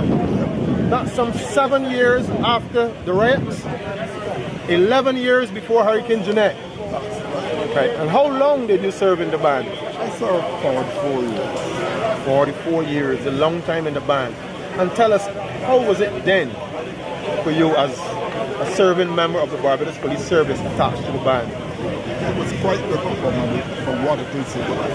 It was tough, but you had to do your job. We had a director from England, Captain Wilson. There was no fooling around with him. Stuck to the job. You know what he would do? If he was annoyed with you about something, he would wait till after practice until we would have practice tonight. 7 o'clock, you're back here. So you had to go back. Had to be there. And it was enjoyable. It's the discipline that surrounded the band and the camaraderie then kept you going. Very much so. And what instrument did you specialize in whilst in the band? When I joined the band with a clarinet, then I had an accident. I wouldn't say it was an accident. One of the workers on the band, called Akinelis, he was sent to the mental hospital on probation. And they took me off the clarinet. I came from work, came from home, I heard that I was being transferred to the saxophone. I haven't touched the saxophone since I left home. Saxophone? Saxophone. And I went on the alto saxophone, on the alto, the tenor, the baritone. I was moving all the time. Wonderful, wonderful. How long now you've been retired? I've been retired now. What year you retired? I retired in the year 1988. 1988. In 1988, I was in 3rd form at St. Michael's School. And you're still looking sprightly and good. One of the pioneers in the band. We must say thanks for your contribution to the Barbados Police Service and to the Barbados Police Service Band. There is nothing better. The band is the best band in the world. And I'm sure because of all that hard work you put in, because you would have recruited many of the bandsmen over the years, trained many bandsmen. Actually, Assistant Director Mr. Whitehall is saying that you are responsible for him. A wonderful man he is. We want to say thank you for your contribution. You're a pioneer. And I want to continue to wish you all the best of health. And I look forward to interviewing you on your 100th birthday. I'm playing something sweet for you. Mr. Holder, a pioneer in the Royal Barbados Police Band, now known as the Barbados Police Service Band. Thank you for the many years you have given to us. Thank you. Thank you. Let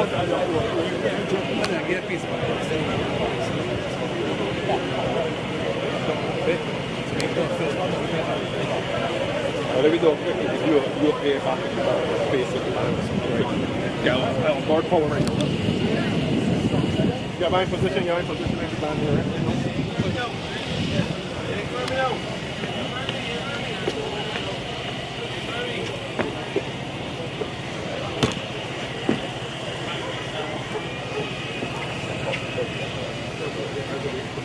Let me get a spot. You do that. Looks good for you.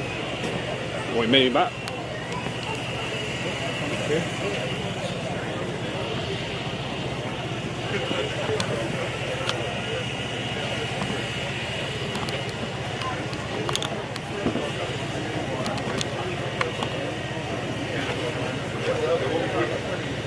All right. You don't go.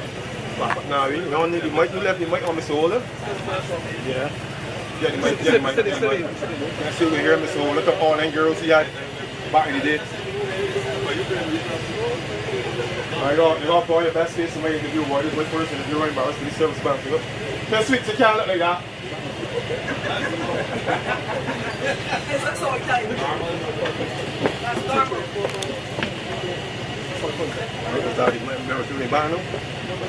You don't need to mic me up? Nah. Are you ready? Cool. Hi, I'm here with Mr. Anderson Whitehall, the Assistant Director of Music in the Barbados Police Service Band. It's a wonderful day here at the Weymouth Sports Complex, Barbados Police Service Recruitment Drive 2025. This day is made all the more sweeter because the Barbados Police Service Band is right here, live at Weymouth, playing the best of music. There's no band anywhere in the world better than this band, and I challenge you, if you can find a band better, I'll give you my salary for the rest of my police career. None sweeter. Mr. Whitehall, welcome. Thank you, sir. Thank you, Inspector Bartlett. Yeah. We're here today. You're leading the band. You're the band director today. How many people do we have here, band members here today? Remember 30 members here present. 30 members present. And the band is made up of how much all together? We have about, present, we have about 3 ladies and about 27 men. How many people in general are in the band? 44, sir. 44 members served in the band. The band has a band cadet program, we're told, and it goes from what age? 16 to 19 years old. 16 to 19. That's the band apprentice age. Right, the band apprentice age. And it caters to both male and female. Right. So you, Mr. Whitehall, you've been with this band for how long? I would say 44 years. 44 years? I joined in 1981 under same assistant head of music in Carter Builder. He was my sergeant in charge of the youngsters in the band. He's a very, very keen man on discipline. And he's a man like perfection as well. You must produce under his charge. Okay. But my director of music of the day was the late Mr. Gordon. Love him. He was the main director of music during that time. Right. So you're in the band. Tell us about the training that you've had to prepare you to be at this level.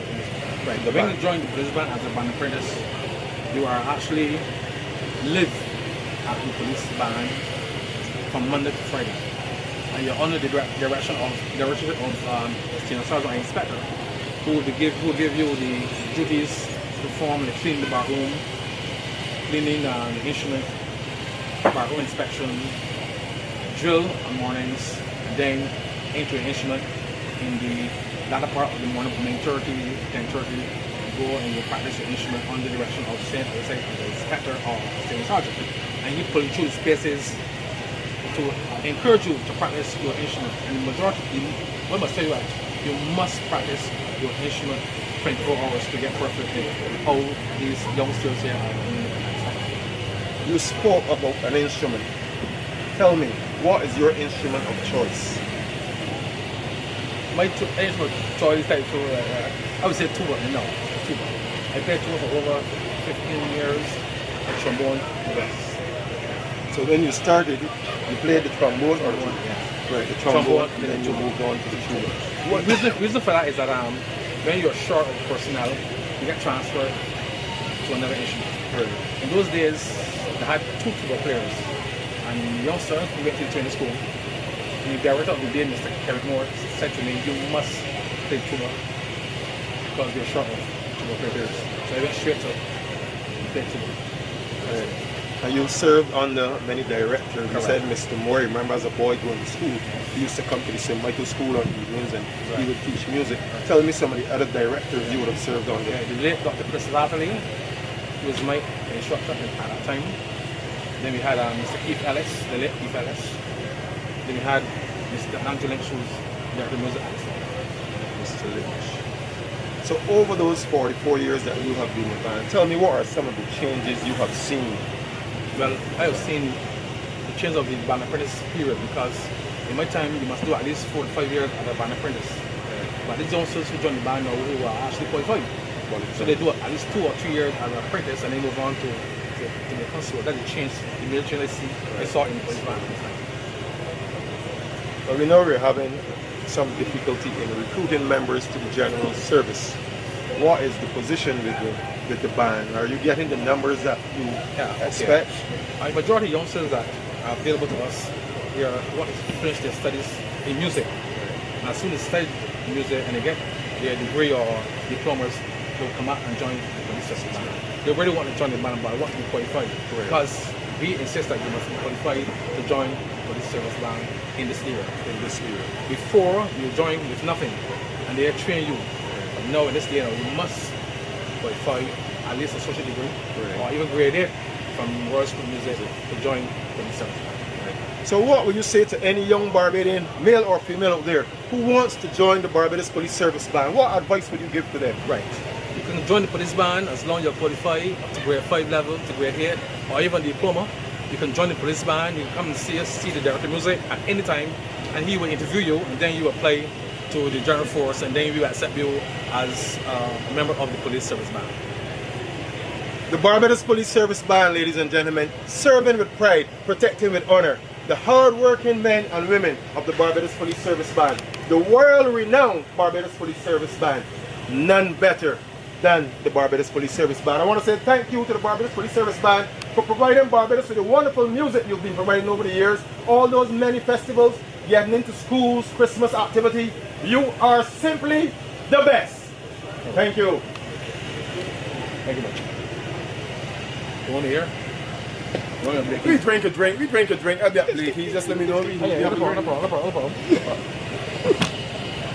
You there yet?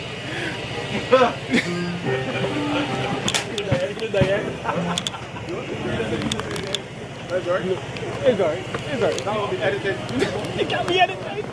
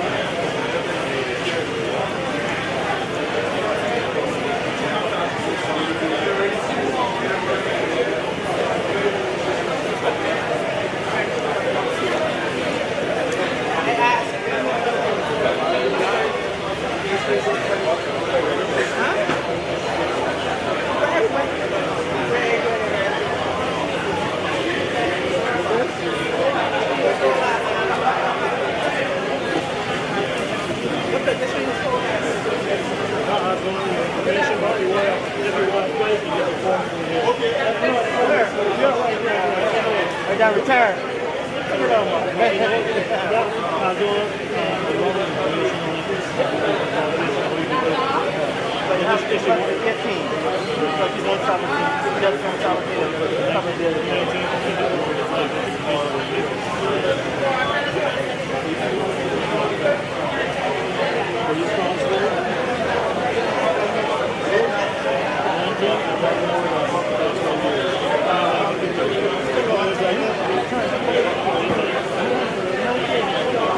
We have a program called International Team.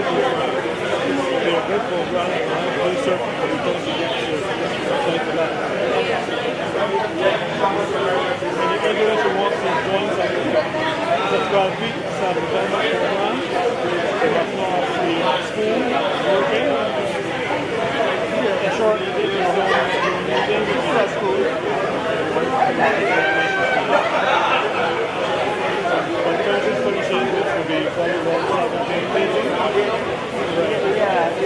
And then said June of next year. Right, so it's in the continuing 6 months.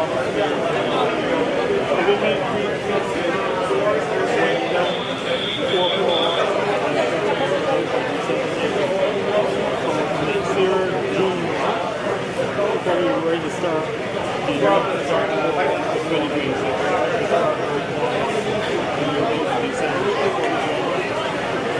reason why it's very should be joining is give her exposure.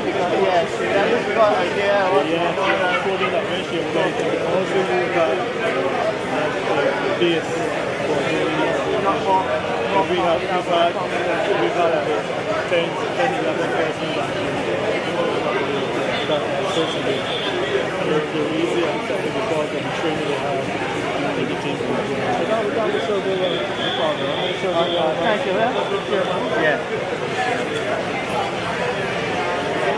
Well, you can have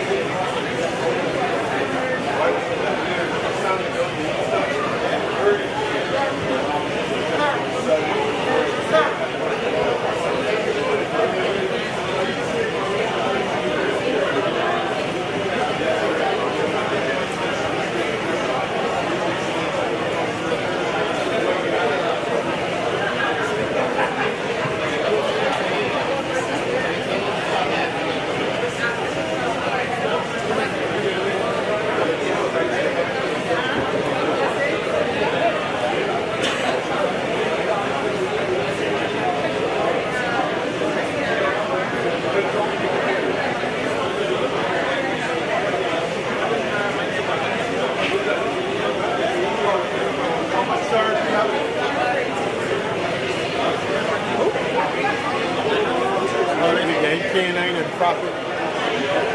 Oh, got Kitty. Charge it once there. I'm going to go do it.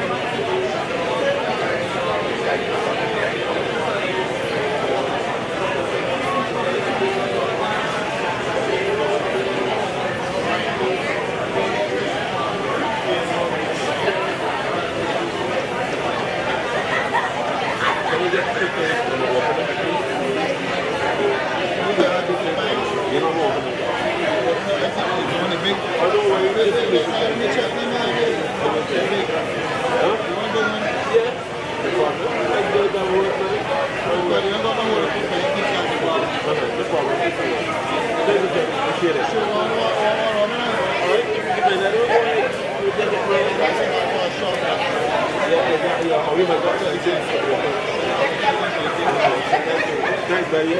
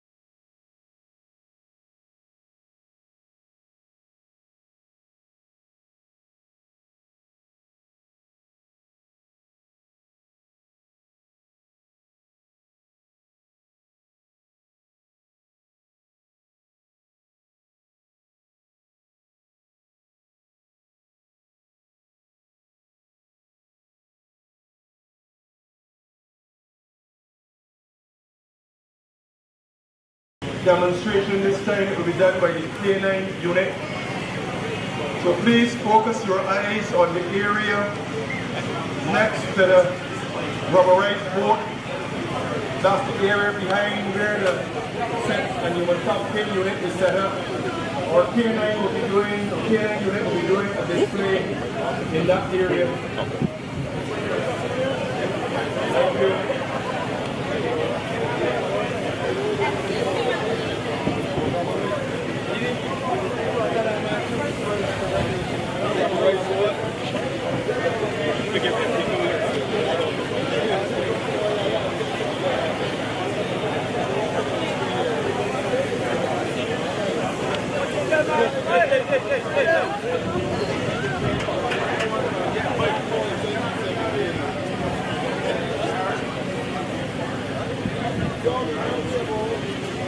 Be careful.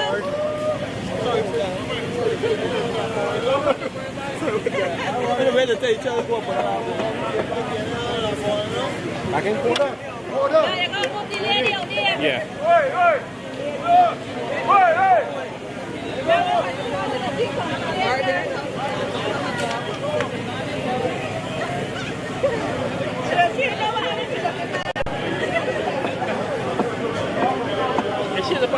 So you gonna be in here?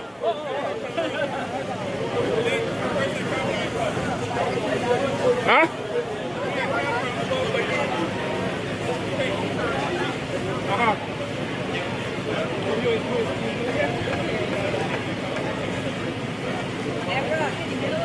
It seems so.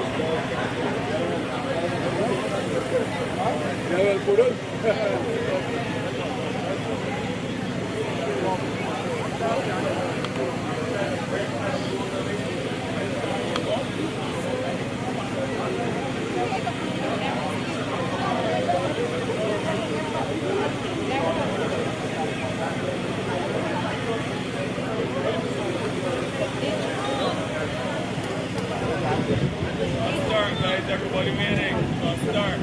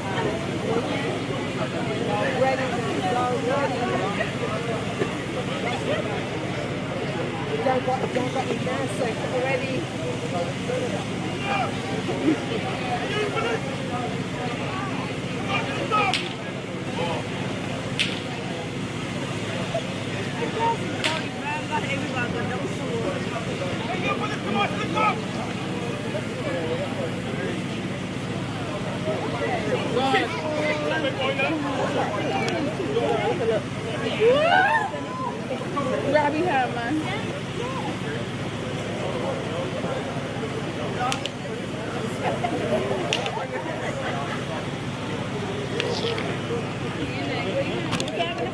You can't get them walk. Ready? Know what he looks up. Wrong grip. You let it go. I thought the good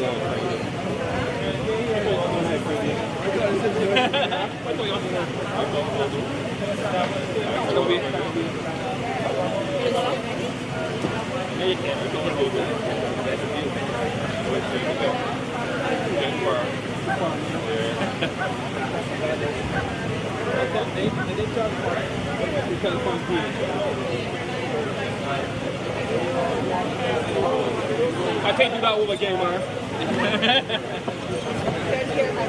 Get this one.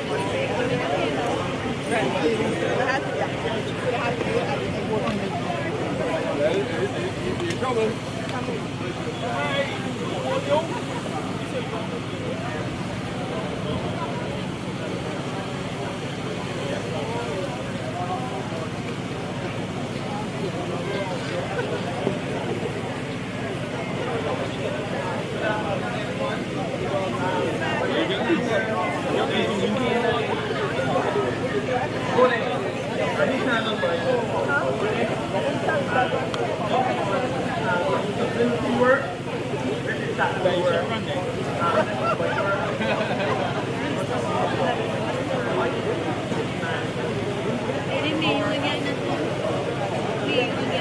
It's true.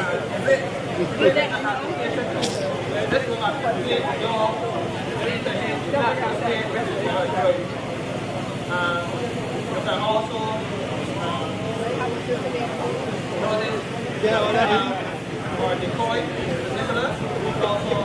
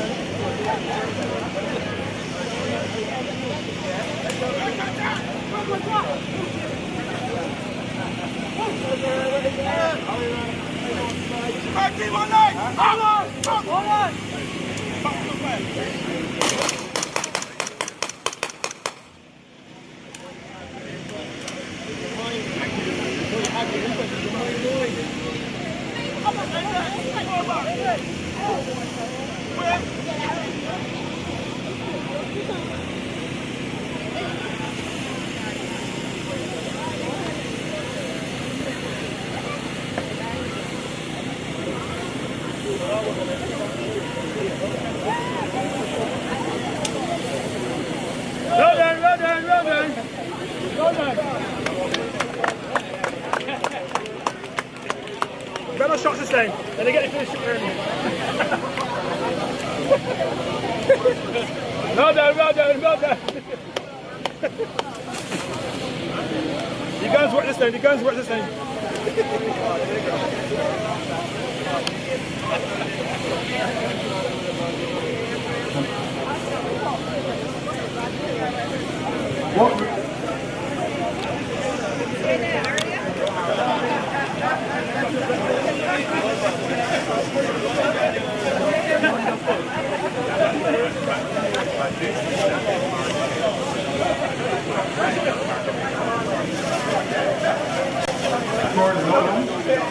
Right, you hear me now.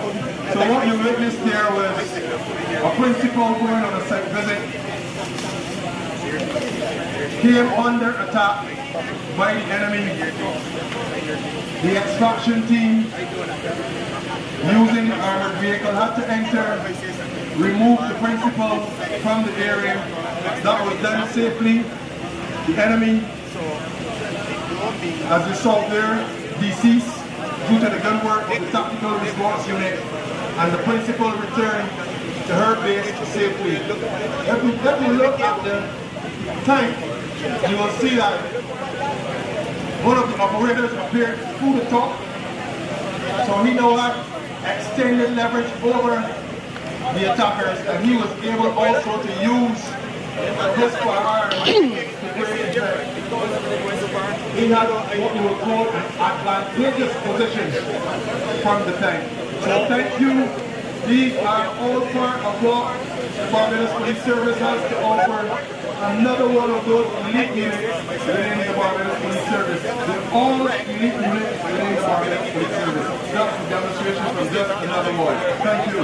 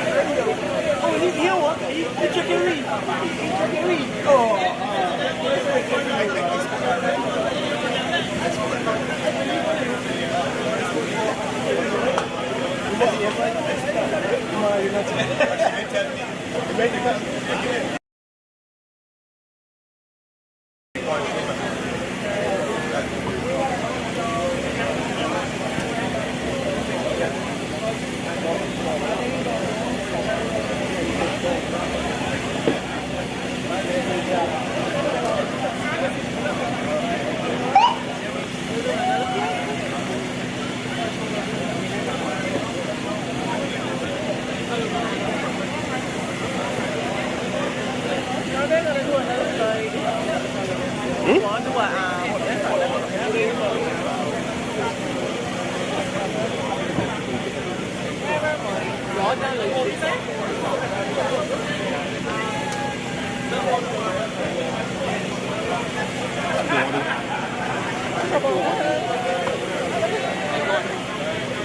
Nice to see you. Good to see you. Nice to meet you.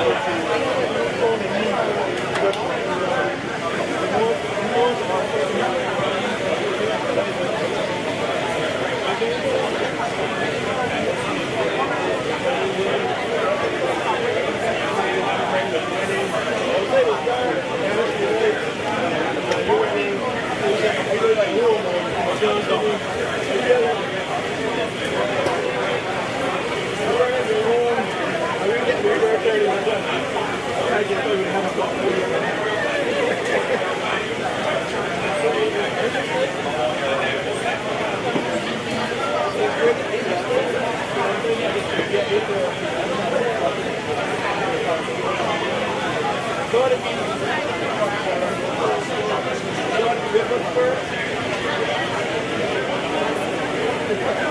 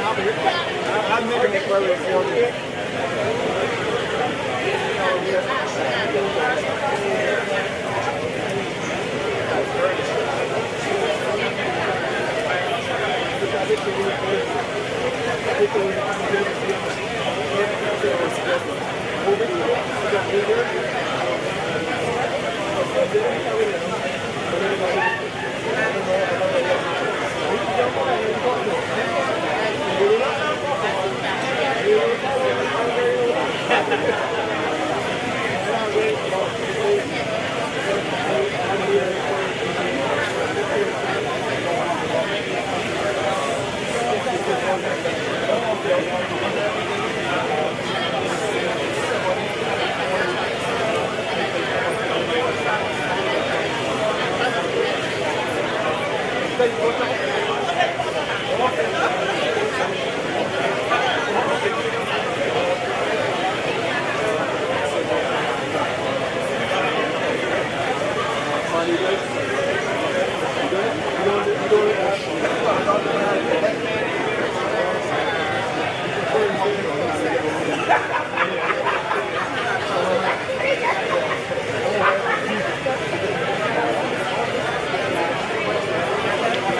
you.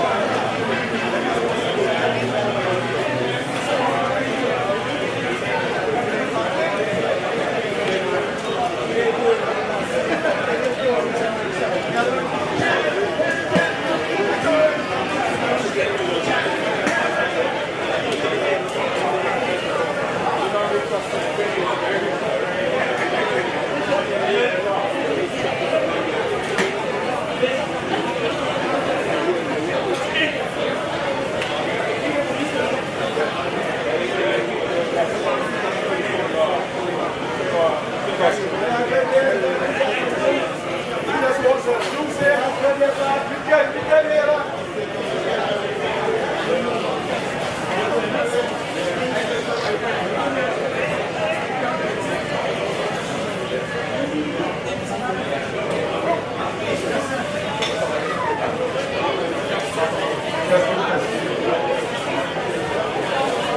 evening, ladies and gentlemen. Your attention, please. Ladies and gentlemen, your attention, please. Good evening. We have now come to the end of a long day, a really, but what I think was a successful day. And we got to say thanks to many people and many organizations, departments within the Barbados Police Service for making this the day that it was. And without further ado, I would like to invite Assistant Superintendent of Police, Mr. Martin Greenwich, to give the vote of thanks. Mr. Greenwich, sir. Good evening, thank you all. Indeed, it was a rainy day, but it was successful. So, on behalf of the Honorable Commissioner of Police, Mr. Richard Boyce, the Senior Command Chief, the senior officers who attended, and all of the entities within the Barbados Police Service. There are too many to mention them now because we're tired and hungry. I want to release you by saying to you that your contribution to this Recruitment Fair 2025 was indeed very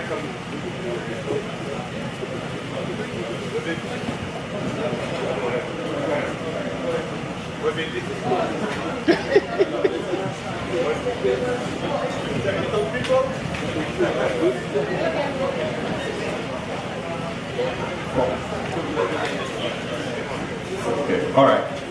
So, what I was saying, the technical people seem to have put me out here, but in any case, I want to thank all of you for making this a successful recruitment fair. It has been recognized as a good initiative, the first of its kind, and therefore, let me go through the list of those who were here. The media. We had our consultant, Mr. Sexton Bob, who drove the marketing aspect along with our communications specialist, Mr. Ryan Graffit, and others. We had the Protective Services Credit Union, who came here to encourage our officers to buy into the services that they offer. Dorsey Boyce, who made the tent structures in some places and the footing available for our comfort and ease of operation today. The National Conservation Commission, who gave us the lovely plants. The T&T rentals for this massive tent.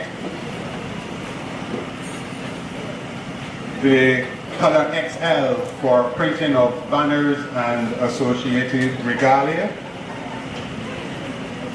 The caterers, those of you who were properly fed, we thank them.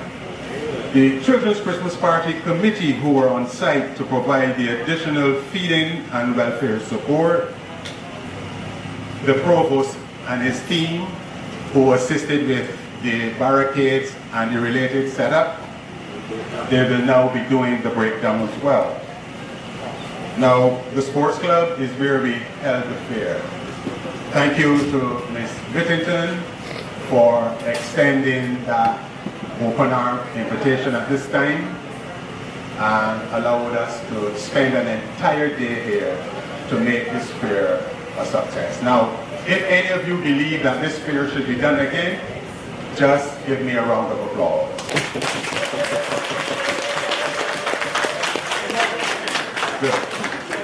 Because this fair was put on in the way that it was, the Ministry of Health in the mobile unit, I also saw the breast cancer screening team on site earlier today to make sure that we offered you the chance to be tested in some areas. Now, We saw members of the HR police staff coming up to give support as well. We want to congratulate you. Now, the particular exercises that we saw by the Tactical Response Unit, K9, and a few others, those exercises were indeed stimulating. Now, people were obviously down Robert Street and they came here. But if they knew that that exercise would have been requiring that we enter applications to come in force, they would have come earlier. So we need to do that exercise 3 times. Early in the morning to cause them to come, and if they didn't bring their children to go back and bring them on the second occasion. But thank you for that exercise. It did what the purpose was intended to. Thank you. Give them a round of applause. I now want to thank everybody, not only those who were here in terms of their participation and showing off of your particular departments and your equipment, but I want to thank you for allowing even the police officers who serve to engage you and learn more about our departments that we offer so much. The drone unit was there, the marine unit was there, the forensic teams of crime were there. And because of that, we were able to have a clear understanding that we don't operate a CSI, we operate a true police service in the most professional way. All right? So, without further ado, I want to thank you again. Make note of this date and let the pictures reflect in the sports club so that when people come, they will know that this is what is happening here. And make sure that we put it on early next year, Mr. Herbert. Thank you for your consultation along with AC Boys, who's away, to make this a very seamless operation in the end. So thanks to you, but make sure that this leaves an indelible impression in the minds of all of you so that you come back. Those that are 16, come back later on when you're 18, and you'll be ready by the time you're 19. Thank you so much. Get home safely and leave the tables to us. We will do the breaking down, and we want you to have a very good evening. Talk about it in the media, talk about it in social media, and keep it out of naked departure. I thank you.